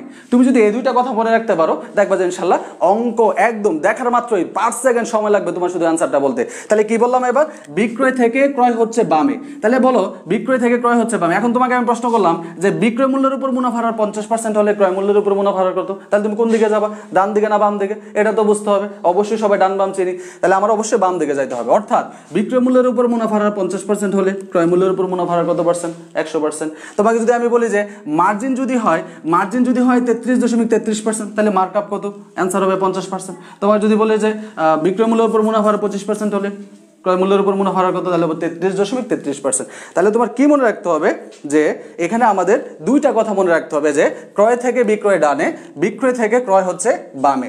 এরপরে হচ্ছে জাস্ট টেবিলটা মাথায় রাখবো, আর যেটা পার্সেন্টেজটা আসবে সেটা কমন হইলেই, দেখো এখানে কয়টা পার্সেন্টেজ আছে, 1টা 2টা 3টা 4টা 5টা 6টা, এই 6টা পার্সেন্টেজের মধ্যে যদি কমন পড়ে, এখন তোমাকে যদি আমি বলি যে ধরো হচ্ছে বিক্রয় মূল্যের উপর মুনাফার 16.67 হলে ক্রয় মূল্যের উপর মুনাফার হার কত, এইটা যদি তুমি ক্যালকুলেটর ছাড়া করতে যাও, দেখবা যে এটা করতে করতে করতে করতে ওই এডমিশনের 1 ঘন্টা শেষ হয়ে, দেখবা যে পরের দিন পর্যন্ত পরীক্ষা দিচ্ছ কিন্তু এই অঙ্কের ক্যালকুলেশন করা শেষ হচ্ছে না। তাহলে কি চান্স পাওয়া যাবে বলো? এটা কিন্তু চুটকির মধ্যে করে ফেলতে হবে, মানে দেখা মাত্র অ্যান্সার বলতে হবে। হ্যাঁ, ক্রয় মূল্যের উপর মুনাফার এত পার্সেন্ট হলে বিক্রয় মূল্যের উপর এত পার্সেন্ট হলে ক্রয় মূল্য হচ্ছে বামে, তার মানে এটার অ্যান্সার হচ্ছে 20%। তাহলে সবাই একটু কমেন্ট করতে হবে যে আসলে আমরা এই জিনিসটা আসলে বুঝতে পারছি কিনা যে ক্রয় থেকে বিক্রয় ডানে, বিক্রয় থেকে ক্রয় হচ্ছে বামে। তাহলে এই শর্টকাট টেকনিকটা দিয়ে আমরা এইটার মাধ্যমে এই সূত্রগুলো ছাড়াই অঙ্কটা করতে পারবো কিনা, একটু দ্রুত সবাই কমেন্ট করে জানাই যে আসলে সবার এই বিষয়টা বুঝতে পারছে কিনা। একটু সবাই অবশ্যই কিন্তু এই ম্যাজিক টেবিল আপনাদের মুখস্থ রাখতে হবে। এই ম্যাজিক টেবিল ছাড়া কিন্তু আমাদের পরবর্তী এই চ্যাপ্টারের যে টপিকগুলো আছে সেগুলো কিন্তু করা মানে কোনোভাবেই সম্ভব না। একটু দ্রুত সবার কমেন্টটা একটু করেন যে আসলে ম্যাজিক টেবিলটা আমরা বুঝতে পারছি কিনা। আসিফ খান, জি স্যার। সূচনা আক্তার, আমাদের অবশ্যই এটা মনে রাখতে হবে। আর দুইটা লাইন, ক্রয় থেকে বিক্রয় ডানে, বিক্রয় থেকে ক্রয় হচ্ছে বামে, এই ব্যাপারটা মাথায় সেট থাকলে ইনশাল্লাহ অঙ্ক করা ছাড়াই খুব দ্রুত অ্যান্সারটা বলে দিতে পারবো। সবাই একটু কমেন্টে দেখি কারা আছেন। অনেকে হচ্ছে হয়তো বা অনেক শীত লাগে, আবার চলে যায়, মাঝে মাঝে আবার আসে, আবার চলে যায়, তার মানে তারা হচ্ছে আসা যাওয়ার মধ্যে আছে, প্রচুর লোডশেডিং হচ্ছে তাদের মধ্যে। তো যারা অলরেডি আছেন তারা একটু কমেন্ট করে জানায়েন আসলে আপনারা এই ব্যাপারটা, মানে টাইপ ওয়ান কিন্তু আমাদের শেষ, টাইপ 1 কিন্তু কমপ্লিট হয়ে গেছে। এই টাইপ 1 দিয়ে ইনশাল্লাহ 2টা প্রশ্ন যদি চ্যাপ্টার থেকে আসে, একটা প্রশ্ন কিন্তু এই টাইপ 1 মধ্যে থেকে কমন থাকে সব বছর। তোমরা প্র্যাকটিসগুলো করতে গেলে দেখবা যাদের কাছে প্রিভিয়াস এর প্রশ্ন আছে বা হচ্ছে যাদের কাছে হচ্ছে র্যাপস বইটা আছে। আরেকটা বিষয় অনেকে জানতে চায় যে অ্যাকাউন্টিং এর জন্য কোন বই অনুসরণ করবে, তারা অ্যাকাউন্টিং এর জন্য কোন বই অনুসরণ করবে। আমি এটা বারবারই বলি যে আপনারা র্যাপস ফলো করতে পারেন, আপনারা অ্যাবাকাস নিতে পারেন, তবে আপনাকে তুলনামূলকভাবে র্যাপসটাই হচ্ছে আমি বেশি রেফার করব, যে র্যাপস বইটা আসলে অনেক বেশি স্মার্ট একটা বই, র্যাপস বইটা আপনি ফলো করবেন। তাহলে দেখেন আমরা কিন্তু আমাদের টাইপ 1 শেষ করে ফেললাম। যদি এই টাইপ 1 তারপরেও কারো কোনো প্রবলেম থাকে, আমাদের যখন লাইভটা শেষ হবে তখন কিন্তু এটা রেকর্ড থাকবে, আপনি টাইনা আবার দেখতে পারেন। তারপরেও যদি আপনার সমস্যা হয় তাহলে আমাদের পেজে ইনবক্স করবেন, ইনশাল্লাহ আমার যথাসাধ্য চেষ্টা করবো আপনার সমস্যার সমাধান করার জন্য। আমরা আমাদের আজকের টাইপ 2 শেষ করব। এই টাইপ 2 আমরা একটা ম্যাজিক টেবিলের মাধ্যমে শেষ করব। তাহলে এবার হচ্ছে যার খাতায় টাইপ 2 লিখবেন, আমরা এবার যার খাতায় লিখবো টাইপ 2। টাইপ 2 শেষ হয়ে গেলে কিন্তু আমরা আমাদের আজকের ক্লাসটা শেষ করব। এই টাইপ 2 টেবিলটার মাধ্যমে আপনি কমপক্ষে 10টা সূত্র মনে রাখতে পারবেন। টেবিল একটা, সূত্র 10টা। আপনারা যেমন হচ্ছে গুচ্ছ বিশ্ববিদ্যালয়ে আপনারা জানেন যে 20টা বিশ্ববিদ্যালয়ে কিন্তু পরীক্ষা একটা, বিষয়টা কি অনেক বড় ব্যাপার না? একটা পরীক্ষা দেবেন, 20টা বিশ্ববিদ্যালয় পরে সুযোগ পাবেন। ঠিক একইভাবে এখন আপনি আপনাদের চার্ট পড়াবো একটা, সূত্র মনে রাখবেন 10 থেকে 15টা। তাহলে কোনটা ভালো বলেন তো? এটা অবশ্যই 15টা সূত্র আলাদা মনে রাখবেন, নাকি একটা টেবিল পরে 15টা সূত্র মনে রাখতে পারেন? এই ব্যাপারটা কিন্তু অনেক মজা। দেখি তাহলে সবাই একটু দ্রুত চারটা উঠাই ফেলবো, আমি লেখার আগে যেন তোমাদের লেখা শেষ হয়ে যায়। তাহলে চারটা হচ্ছে আমরা এখানে দুইটা ভাগে ভাগ করব, ভাগ করে আমরা হচ্ছে এখানে লেফট সাইড, মানে আমরা এখানে লিখবো লেফট, এখানে লিখবো হচ্ছে রাইট। মানে তোমাদের যখন আমরা হচ্ছে অঙ্ক করতাম তখন আমরা left hand side right hand side লিখতাম না, ঠিক একইভাবে এই বিষয়টা এখানে লেখো, লেফট সাইড হচ্ছে রাইট সাইড। তো এখানে আমি কিছু ইনফরমেশন অ্যাড করবো, সেই ইনফরমেশনগুলো একটু সবাই একটু দ্রুত নোট করে নিবা। তো প্রথমে হচ্ছে এই পাশে আমি আরেকটু বড় করে নিই চারটা, কারণ আমার একটু জায়গা লাগবে। এই পাশেরটাও আরেকটু বাড়াই নিলাম। তাহলে এই পাশে আমরা প্রথমে লিখব হচ্ছে প্রারম্ভিক মজুদ, প্রারম্ভিক মজুদ। আর এই পাশে লিখবো, মানে লেফটে যদি হয় প্রারম্ভিক, তাহলে রাইটে হবে সমাপনী মজুদ। আচ্ছা, প্রারম্ভিক মজুদ লিখলাম, সমাপনী মজুদও লেখা শেষ। এবার তাহলে কি, এবার এই পাশে হচ্ছে এখানে লিখবো হচ্ছে কৃত পণ্যের ব্যয়, কৃত পণ্যের ব্যয়, কৃত পণ্যের ব্যয়। আর এই পাশে লিখতে হবে বিকৃত পণ্যের ব্যয়, বিকৃত পণ্যের ব্যয়। এখন অনেকের কাছে একটা জিনিস একটু গাবলা লাগতে পারে যে কৃত পণ্যের ব্যয় আর বিকৃত পণ্যের ব্যয় কি আসলে আলাদা জিনিস? হ্যাঁ, অবশ্যই অবশ্যই আলাদা জিনিস। কৃত পণ্যের ব্যয় বিকৃত পণ্যের ব্যয় সম্পূর্ণ আলাদা ব্যাপার। তাহলে এই সম্পূর্ণ আলাদা ব্যাপারটা কে কে জানেন একটু কমেন্ট করে দেখেন তো, বলেন তো আসলে আপনারা কে কে জানেন যে কৃত পণ্যের ব্যয় আর বিকৃত পণ্যের ব্যয় আলাদা জিনিস, বা জানেন কিনা বিষয়টা? কারণ এটা না জানলে কিন্তু এই ব্যাপারগুলো এখানে ক্লিয়ার করা যাবে না। তাহলে কৃত পণ্যের ব্যয় আর বিকৃত পণ্যের ব্যয়। এখন একটা জিনিস আমরা শিখবো, মনে রাখতে হবে যে এটা তো আমরা দুইটা সাইড পেলাম, লেফট সাইড আর হচ্ছে রাইট হ্যান্ড সাইড। এই লেফট সাইডের যদি এই দুইটা জিনিসকে যদি আমি যোগ করি, খেয়াল করি, এই দুইটা জিনিসকে যদি আমরা কি করি, যোগ করি, তাহলে আমরা একটা রেজাল্ট পাবো। সেই রেজাল্টটার নাম হচ্ছে বিক্রয়যোগ্য পণ্যের ব্যয়। ভালো করে খেয়াল করেন, কি নাম? বিক্রয়যোগ্য পণ্যের ব্যয়, বিক্রয়যোগ্য পণ্যের ব্যয়। ঠিক একইভাবে আমরা যদি ওই পাঁচটাকে যোগ করি, মানে এই দুইটা জিনিসকে যদি আবার যোগ করে দেই, তাহলে কিন্তু আমরা আবার একটা রেজাল্ট পাবো। তার নামও কি? তার নামও বিক্রয়যোগ্য পণ্যের ব্যয়। দেখেন বিষয়টা, বিক্রয়যোগ্য পণ্যের ব্যয়, এইটার নাম হচ্ছে বিক্রয়যোগ্য পণ্যের ব্যয়, এটার নাম হচ্ছে বিক্রয়যোগ্য পণ্যের ব্যয়। তাহলে আলটিমেটলি বিষয়টা কি দাঁড়াইলো, যে এই যে টেবিল শিখলাম, এই টেবিলের লেফট হ্যান্ড সাইড অথবা রাইট হ্যান্ড সাইড, এই দুই দিকের যদি আমরা যোগ করি, মানে দুই দিকের দুইটা ইনফরমেশন যদি আমরা যোগ করি, তাহলে যে রেজাল্ট পাওয়া যাচ্ছে তার নাম হচ্ছে বিক্রয়যোগ্য পণ্যের ব্যয়। তাহলে বিক্রয়যোগ্য পণ্য ব্যয় বের করে কিন্তু দুইটা সূত্র পেয়ে গেলাম, প্রারম্ভিক মজুদ যোগ ক্রয় ইকুয়ালস টু বিক্রয়যোগ্য পণ্যের ব্যয়, অথবা সমাপনী মজুদ যোগ বিকৃত পণ্যের ব্যয় ইকুয়ালস টু বিক্রয়যোগ্য পণ্যের ব্যয়। দেখো তুমি যদি এখন অলরেডি কিন্তু দুইটা সূত্র পাইরে গেলাম আমরা, তারপরে দেখবে এখান থেকে আরো অনেকগুলো সূত্র বের হবে। এবার ধরো হচ্ছে এই বিষয়টা নাই, মানে হচ্ছে তোমার টেবিলের মধ্যে এটা নাই, এইটা আমরা কেটে দিলাম। তাহলে আমরা অলরেডি দুইটা সূত্র জানলাম যে এই দুইটা যোগ করলে এটা পাওয়া যায়, আবার এই দুইটা যোগ করলে এটা পাওয়া যায়। এখন দেখো পরবর্তী সূত্রগুলো আসলে কিভাবে কাজ করে। আমি এখানে অবশ্যই অনেকে বলতেছে হ্যাঁ আই নো, আমি অবশ্যই একটু পরে ক্লিয়ার করবো যে কৃত পণ্যের ব্যয় আর বিকৃত পণ্যের ব্যয় আলাদা, বা আলার কি কি পার্থক্য আছে। আগে একটু সূত্রটা মানে টেবিলটা দেখে নেই যে টেবিলের মধ্যে আসলে কি কি জিনিস বা পার্থক্য বা সূত্রগুলো কিভাবে আমরা লিখবো। খেয়াল করো, প্রথমে তো আমরা দুইটা সূত্র পাইয়ে গেলাম, তাহলে এটা হচ্ছে আমাদের সূত্র নাম্বার 1, এটা হচ্ছে আমাদের সূত্র নাম্বার 2, যে এই দুইটা যোগ করলে বিক্রয়যোগ্য পণ্যের ব্যয়, এই দুইটা যোগ করলেও বিক্রয়যোগ্য পণ্যের ব্যয়। এবার আসো, যদি এটা আমরা বাদ দিয়ে দিই যে আসলে এটা আমাদের প্রশ্নে নাই বা আমাদের টেবিলে নাই, তাহলে আছে কয়টা জিনিস? একটা, দুইটা, তিনটা আর হচ্ছে চারটা। এই চারটা দিয়ে আরো চারটা সূত্র হবে। কিভাবে খেয়াল করে দেখো, ধরো হচ্ছে তোমার প্রশ্নের মধ্যে তোমার কাছে জানতে চাইছে প্রারম্ভিক মজুদ পণ্যের পরিমাণ নির্ণয় করতে বলছে। খেয়াল করে ভালো করে, কিভাবে মনে রাখবা টেবিলটা মনে থাকলে কিন্তু আমার 10 থেকে 15টা সূত্র মনে থাকবে। তাহলে ধরো প্রশ্নের মধ্যে বলা হয়েছে প্রারম্ভিক মজুদ পণ্য বের করো, কিন্তু তাহলে প্রারম্ভিক মজুদ বের করতে বললে আর কি কি প্রশ্ন দেওয়া থাকবে খেয়াল রাখবা। যেহেতু চারটা ইনফরমেশন আছে এখানে, তার মধ্যে যে কোনো একটা বের করতে বলার অর্থই হচ্ছে বাকি তিনটা দিয়ে দিবে। তাহলে চারটার মধ্যে যে কোনো একটা বের করতে বললে বাকি তিনটা দিয়ে দিবে, এটা সবসময় খেয়াল রাখবা। তাহলে মনে রাখবা যে পাশেরটা বের করতে বলছে, ভালো করে খেয়াল করো, যে পাশেরটা বের করতে বলছে প্রথমে আমি চলে যাব তার উল্টা পাশে, ভালো করে খেয়াল করি আবার, যে পাশেরটা বের করতে বলছে আমি চলে যাব ঠিক তার উল্টা পাশে। উল্টা পাশে বলতে বোঝাচ্ছি, ধরো এই পাশের প্রারম্ভিক মজুদ বের করতে বলছে, তাহলে আমি চলে যাবো তার ডান পাশে। ডান পাশে গিয়ে আমি কি করব, এই দুইটা যোগ করে ফেলবো, তার উল্টা পাশের গুলা গিয়ে কি হয়ে যাবে, যোগ হয়ে যাবে। তাহলে দেখো, তাহলে প্রথমে এই দুইটা আমি কি করে ফেললাম, যোগ করে ফেললাম। এরপরে হচ্ছে যে পাশেরটা বের করতে বলছে ওই পাশেরটা হবে বিয়োগ। ভালো করে খেয়াল করো, যে পাশেরটা বের করতে বলছে তার উল্টা পাশের গুলো হবে বিয়োগ, আর যে পাশেরটা বের করতে বলছে তার সাথেরটা, তাহলে তার সাথে কি আছে, কৃতপণ্যের ব্যয়টা হয়ে যাবে বিয়োগ। তাহলে আলটিমেটলি সূত্রটা একটু খেয়াল করে দেখো ভাই, প্রারম্ভিক মজুদ বের করার সূত্র হচ্ছে সমপণ্য মজুদ যোগ বিকৃত পণ্যের ব্যয় মাইনাস কৃতপণ্যের ব্যয় ইকুয়ালস টু প্রারম্ভিক মজুদ। দেখো একটা সূত্র কিন্তু হয়ে গেছে। আরেকটা সূত্র দেখো, এটা ধরো আমরা নিলাম হচ্ছে আমাদের 3 নম্বর ফর্মুলা। এবার তোমার কাছে ধরো জানতে চাইছে কৃতপণ্যের ব্যয়, তাহলে যেহেতু এই পাশেটা জানতে চাইছে আমি চলে যাবো আমার উল্টা পাশে।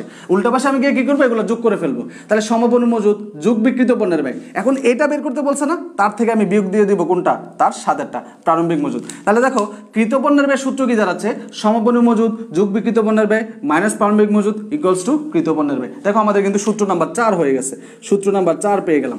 এবার ধরো হচ্ছে তোমাকে বের করতে বলছে সমাপনী মজুদ। তাহলে খেয়াল করো তো ভাই, সমাপনী মজুদ বের করতে মানে হচ্ছে কি, এই পাশেটা যেহেতু জানতে চাইছে আমি চলে যাবো তার উল্টা পাশে। উল্টা পাশে অর্থাৎ এই পাশে। তাহলে আমার যেহেতু যে পাশেরটা বের করতে বলছে উল্টা পাশের গুলো হয় যোগ, তাহলে উল্টা পাশের গুলো মানে কি, এই দুইটাকে করে দিতে হবে যোগ। তাহলে প্রারম্ভিক মজুদ যোগ কৃতপণ্যের ব্যয়, যেহেতু বের করতে বলছে সমপনী মজুদ ব্যয়, তাহলে বাদ হয়ে যাবে বিকৃত পণ্যের ব্যয়। তাহলে সূত্রটা কি দাঁড়াইলো যে সমপনী মজুদ ব্যয় সমান সমান প্রারম্ভিক মজুদ যোগ কৃতপণ্যের ব্যয় মাইনাস বিকৃত পণ্যের ব্যয়। তাহলে কিন্তু আমরা আরেকটা সূত্র পেয়ে গেলাম, এইটা হচ্ছে আমাদের সূত্র নাম্বার 5। তাহলে এবার ধর হচ্ছে তোমাকে বের করতে বলছে বিকৃত পণ্যের ব্যয়। তাহলে এবার কিভাবে করবা, বিকৃত পণ্যের ব্যয় বের করতে বলছে যেহেতু তার উল্টা পাশের গুলো যোগ, তাহলে প্রারম্ভিক মজুদ যোগ কৃত পণ্যের ব্যয় মাইনাস সমপনী মজুদ ইকুয়ালস টু বিকৃত পণ্যের ব্যয়। তাহলে এটা হচ্ছে আমাদের সূত্র নাম্বার 6। তাহলে দেখো তো ভাই, আমরা মূল ম্যাজিকটা কি মনে রাখবো, যে আমরা যেই পাশেরটা বের করতে বলছে তার উল্টা পাশের গুলো হবে যোগ, যেই পাশেরটা বের করতে বলছে তার উল্টা পাশের গুলো যোগ, আর যেই পাশেরটা বের করতে বলছে ওই পাশেরটা হবে বিয়োগ। তাহলে দেখো 1 2 3 4 5 6 অলরেডি কিন্তু টেবিল থেকে আমরা 6টা সূত্র পাইছি। আমি আরো কয়েকটা সূত্র তোমাদেরকে দেখাবো। ইতিমধ্যে যে সূত্রগুলোর কথা বলা হয়েছে এই টেবিল থেকে মুখস্থ ছাড়া এই সূত্রগুলো তুমি লিখতে পারবা কিনা, একটু কমেন্টে সবাই একটু জানাইবা যে আসলে এই পর্যন্ত বুঝতে পারছে কিনা। সময় গেছে,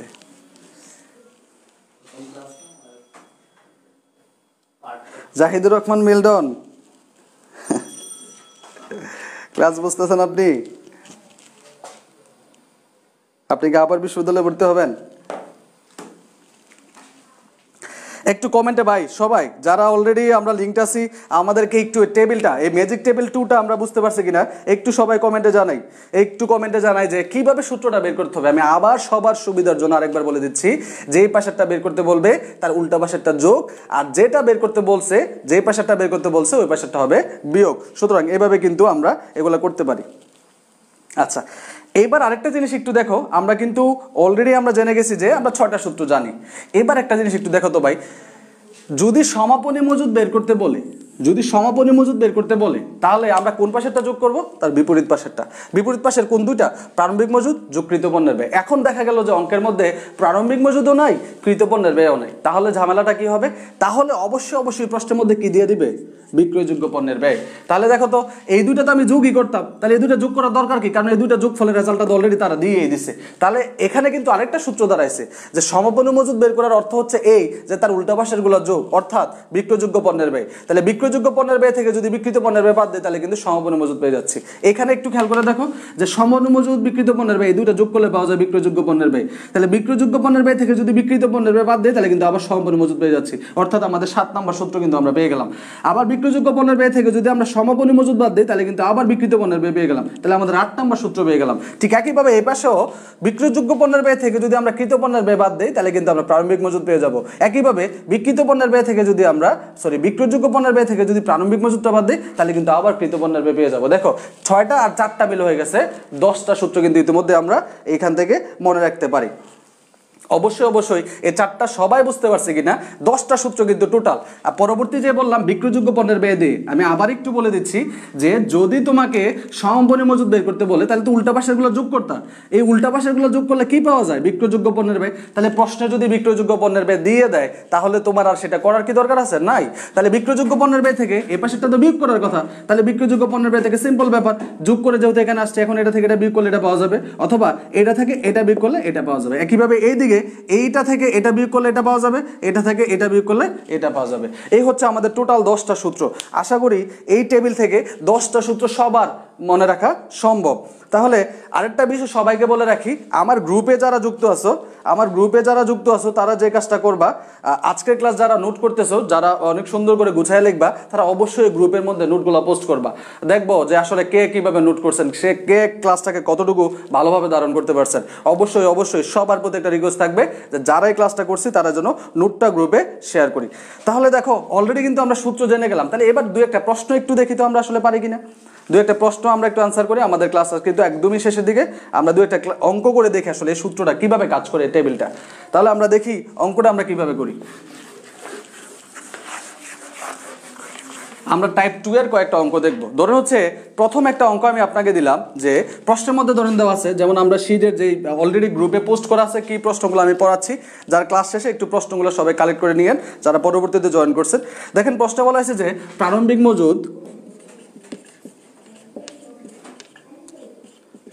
মজুদ, সমাপনী মজুদ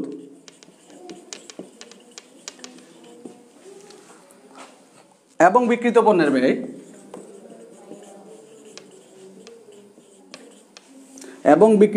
ব্যয় যথাক্রমে 1,20,000 ও 2,40,000 টাকা হলে 1,20,000 এবং 2,40,000 টাকা হলে কৃত পণ্যের ব্যয় কত? দেখো এখানে আমি কিন্তু বরাবরই একটা কথা বলছিলাম যে আমার প্রশ্নের মধ্যে যে হচ্ছে চারটার মধ্যে যে কোনো তিনটা দেওয়া থাকবে। হ্যাঁ কি বলেন? ও আচ্ছা তাহলে দেখো এখানে দেখি এটা কে করতে পারো, খুবই ছোট্ট ব্যাপার কিন্তু খুব দ্রুত করে ফেলা যায়। দেখো সূত্র জাস্ট মাথায় রাখো, তুমি দেখো এভাবে দিয়ে একটা টান দাও, কারণ পরীক্ষা হলে কিন্তু ভাই এত সময় নাই যে অঙ্কগুলো আমি এত দ্রুত করতে পারবো। মানে আমার কিন্তু যত দ্রুত করতে পারবো পরবর্তী প্রশ্নের জন্য কিন্তু আমি সময়টা সেভ করতে পারলাম। তাহলে খেয়াল করতে হবে কি বের করতে বলছে, কৃতপণ্যের ব্যয়। ভালো করে দেখো তো কৃতপণ্যের ব্যয় তোমার সূত্রের কোন দিকে ছিল, লেফট না রাইট? অবশ্যই এটা লেফটে ছিল, তার মানে এই জায়গায় ছিল। তাহলে আমার উল্টা পাশের গুলো কি করতে হবে, যোগ করতে হবে। তাহলে দেখো প্রারম্ভিক মজুদ কোন জায়গায় ছিল, এই জায়গায়। তাহলে প্রারম্ভিক মজুদের টাকা কত, 1,00,000 টাকা। তাহলে বসাও এখানে 1,00,000 টাকা। ওকে, আগে টাকাগুলো বসাও, তারপরে দেখো হচ্ছে সমাপনী মজুদ। তাহলে সমাপনী মজুদ হচ্ছে 1,20,000 টাকা। তাহলে সমাপনী মজুদ ছিল আমার রাইট সাইডের এই জায়গায়। আর বিক্রিত পণ্যের ব্যয় ছিল সমাপনী মজুদের ঠিক নিচে। কত টাকা ছিল, 2,40,000। তাহলে এই দেখো 2,40,000। তাহলে দেখো চারটার মধ্যে তিনটাই দেওয়া আছে, দেওয়া নাই একটা। খুবই সহজ ব্যাপার, যে পাশেরটা বের করতে বলছে তার উল্টা পাশের গুলো যোগ। তাহলে উল্টা পাশের গুলো যোগ করলে কত হয়, 1,20,000 আর 2,40,000 যোগ করলে কত হয়, 3,60,000। এটা করার জন্য নিশ্চয়ই রকেট সায়েন্স জানা দরকার নাই। 1,20,000 আর 2,60,000 যোগ করলে কত হয়, 3,20,000। এই তো অনেকে ইতিমধ্যে আনসার দিয়ে দিচ্ছে, ধন্যবাদ। তাহলে 3,60,000 থেকে যদি 1,00,000 বাদ দাও তাহলে অ্যান্সারটা দাঁড়াচ্ছে কত, 2,60,000। দেখো খুব দ্রুত কিন্তু আমরা অঙ্কগুলো করতে পারতেছি। সূত্র দেখো একবার, এটা কিন্তু লেখার দরকার হচ্ছে না, আমি জাস্ট হচ্ছে টেবিলটা মাথায় রাখলে কিন্তু এইভাবে জাস্ট একটা গড় টেনে কিন্তু অঙ্কগুলো খুব দ্রুত করে ফেলতে পারতেছি। তাহলে কারা কারা করতে পারছো 2,60,000 একটু দেখি কমেন্টে, দেখি কে কে আসলে বুঝতে পারছো। তাহমিনা কবির লাগছে 1,40,000। কেন ভাই একটু খেয়াল করে দেখো তো ভাই, 1,20,000 আর হচ্ছে 2,40,000 যোগ করলে হয় 3,60,000। আর এখানে আমি যদি 1,00,000 বাদ দিয়ে দেই, 3,60,000 থেকে 1,00,000 গেলে 2,60,000। সুতরাং আমাদের কৃতপণ্যের ব্যয়ের আনসারটা হবে কত, 2,60,000। আচ্ছা, অনেকেই করতে পারছো, ধন্যবাদ মারজান। তাহলে বাকিরা 28 জন আছেন, তো বাকিদের কি অবস্থা? বাকিরা কি ঘুমায় গেছেন অলরেডি? ভাই ঘুমায়েন না, অনেক ঘুমানোর সময় আছে, চান্স পেয়ে নেন, ইনশাল্লাহ প্রচুর ঘুমাইতে পারবেন। হ্যাঁ আসিফ খান 2,60,000, হ্যাঁ অনেকেই করতে পারছেন, ধন্যবাদ। দেখেন খুবই সহজ ব্যাপার কিন্তু। তাহলে আমি আরেকটা অঙ্ক দিচ্ছি, আপনারা দেখেন তো করতে পারেন কিনা। খুবই ছোট ছোট অঙ্কগুলো আমরা একটু দিচ্ছি, দেখেন আপনারা করতে পারেন কিনা।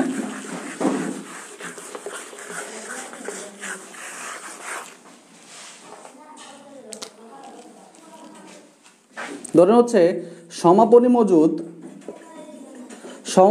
হচ্ছে 1,50,000 টাকা। সমাপনী মজুদ 1,50,000 টাকা। কৃত পণ্যের ব্যয়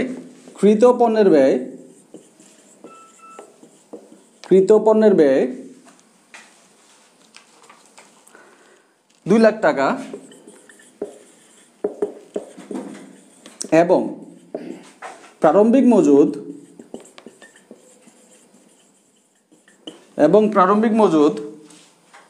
35,000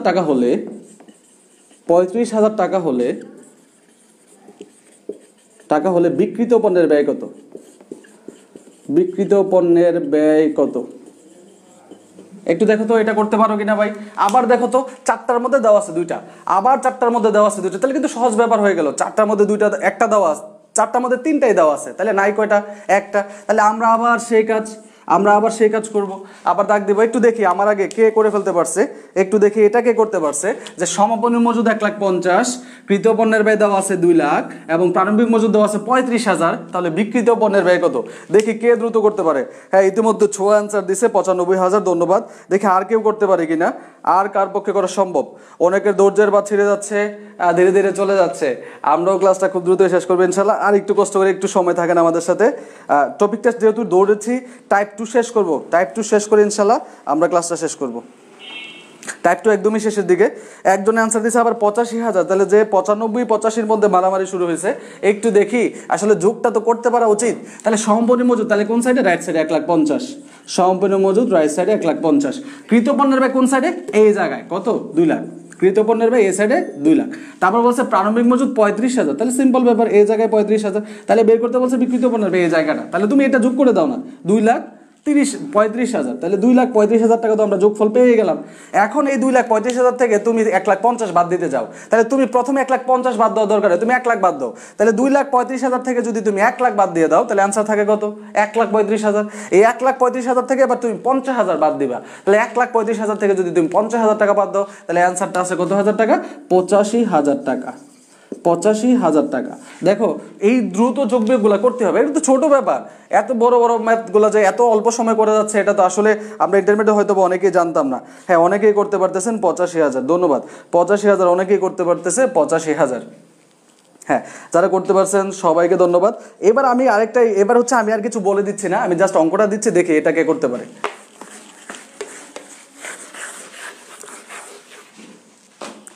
আরেকটা অঙ্ক দিলাম, ধরে হচ্ছে বিক্রয়যোগ্য পণ্যের ব্যয়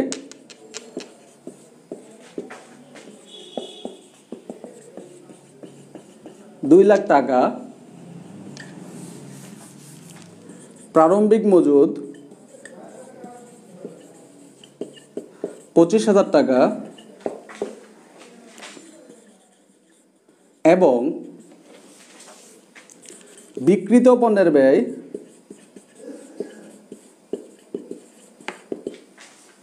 50,000 টাকা হলে সমাপনী মজুদ কত?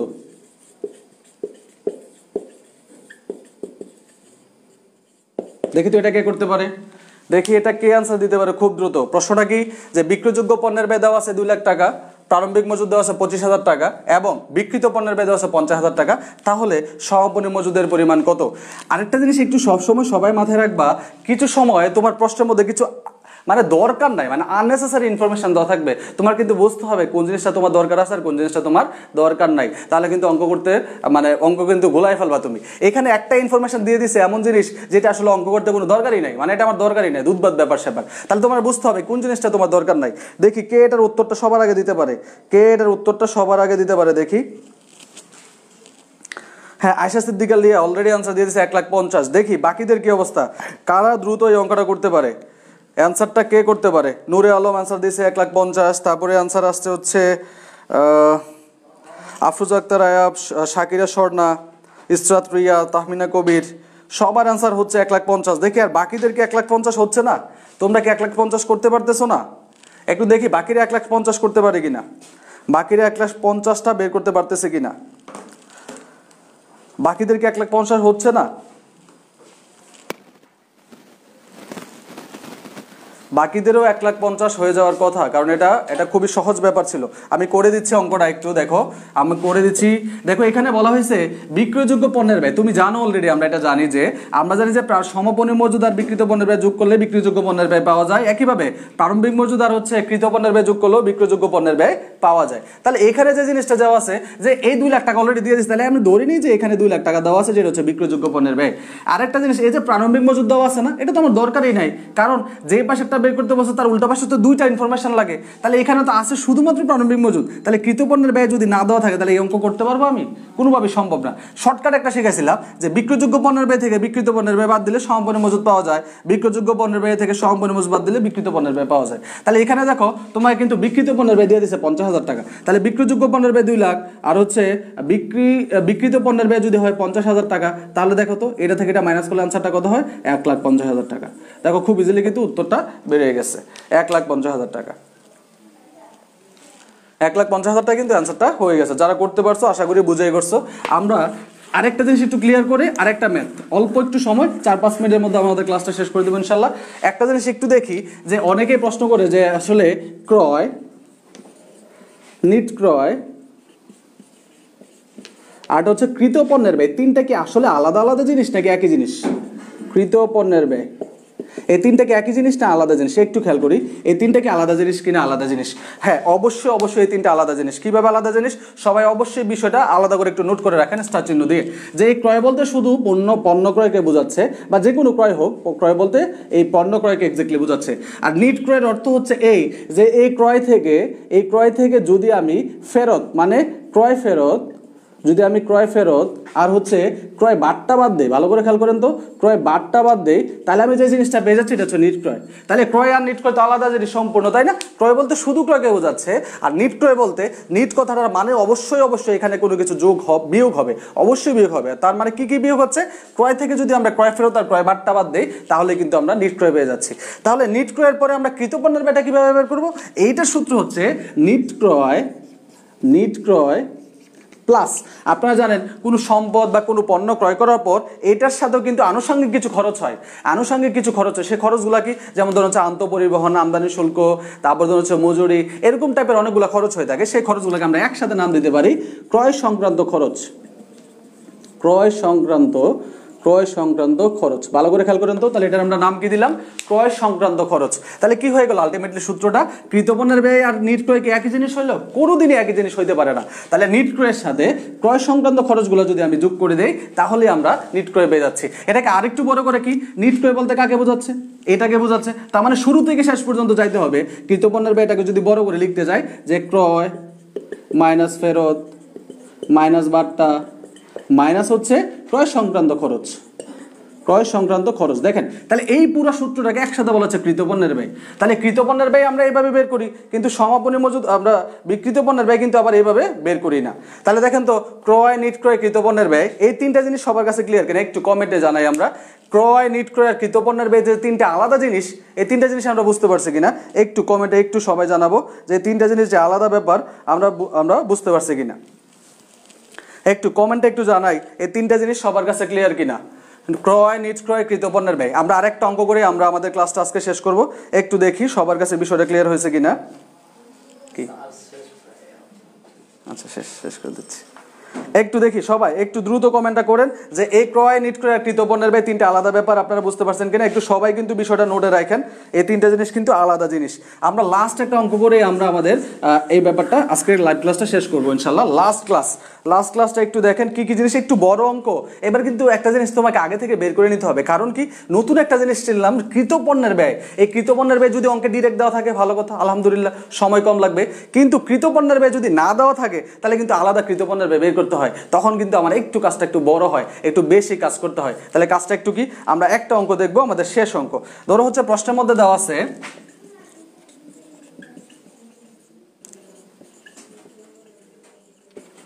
প্রারম্ভিক মজুদ, দেওয়া আছে সমাপনী মজুদ, আমি আমানগুলো একটু পরে লিখতেছি। তারপর ধরে দেওয়া আছে না সমাপনী মজুদ না, সমাপনী মজুদ বের করতে দিব। হচ্ছে দেওয়া আছে বিক্রিত পণ্যের ব্যয়,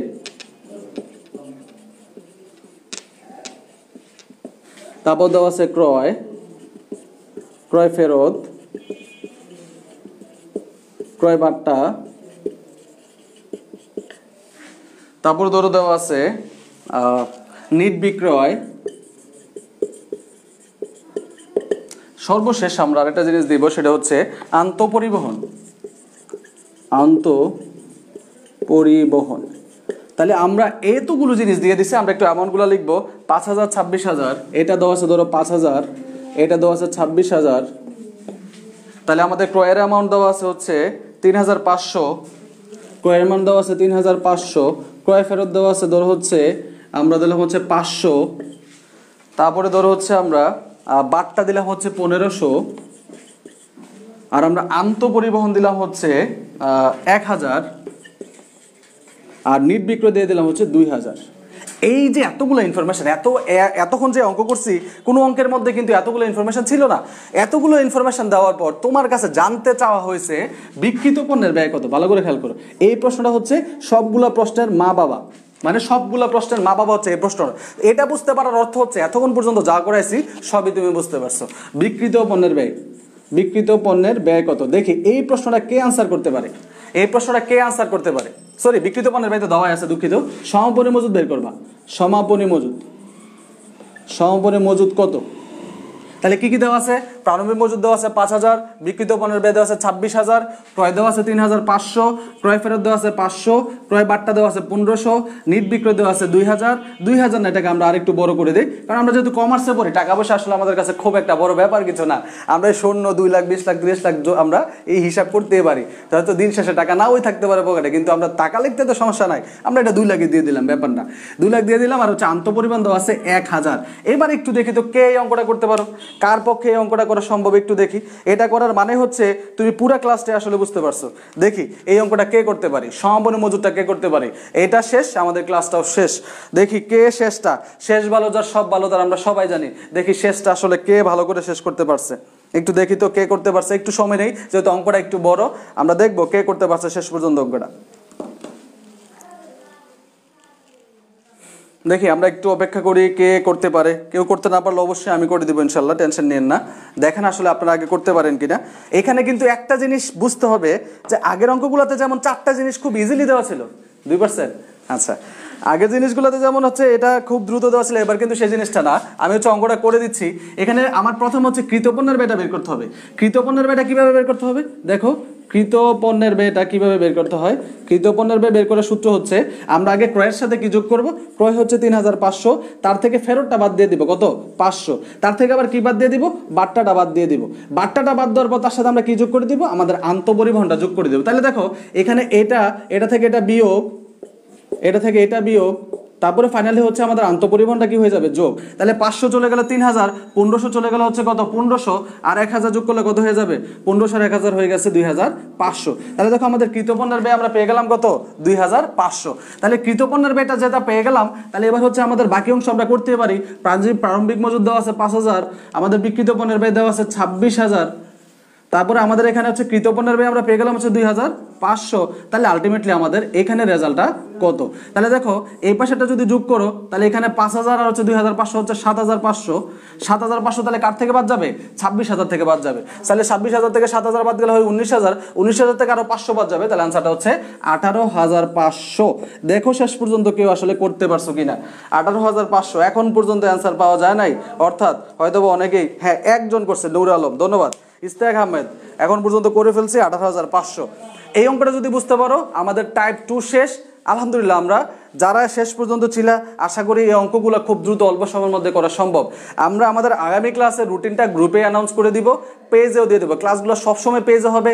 যারা আমার অ্যাকাউন্টিং আমার গ্রুপে আসো তারা খুব দ্রুত পেজটাতে জয়েন করবা, যেটা থেকে আজকে লাইভটা হচ্ছে। আর অবশ্যই তোমাদের বন্ধুদেরকে ইনভাইটেশন দিবা, গ্রুপে ক্লাস হচ্ছে তাদেরকে এটা জানাইবা যে এখানে আসলে হচ্ছে, এখানে তো তোমার পড়তে তো টাকা পয়সা লাগতেছে না, তাহলে পড়তে সমস্যাটা কি, একটু সময় ব্যয় করে যদি ভালো কিছু জানা যায় তাহলে ওইটা এই সময়টা ব্যয় করার তো অবশ্যই ভালো। তাহলে সবাইকে অসংখ্য ধন্যবাদ শেষ পর্যন্ত আমার সাথে ছিলা। আর যারা লাইভটা শেয়ার করছো তাদেরকে আরো বেশি ধন্যবাদ। অবশ্যই আগামী ক্লাসগুলোতেও আমার সাথে থাকবা। সবাইকে অসংখ্য ধন্যবাদ। আজকের মতো এখানে, খোদা হাফেজ।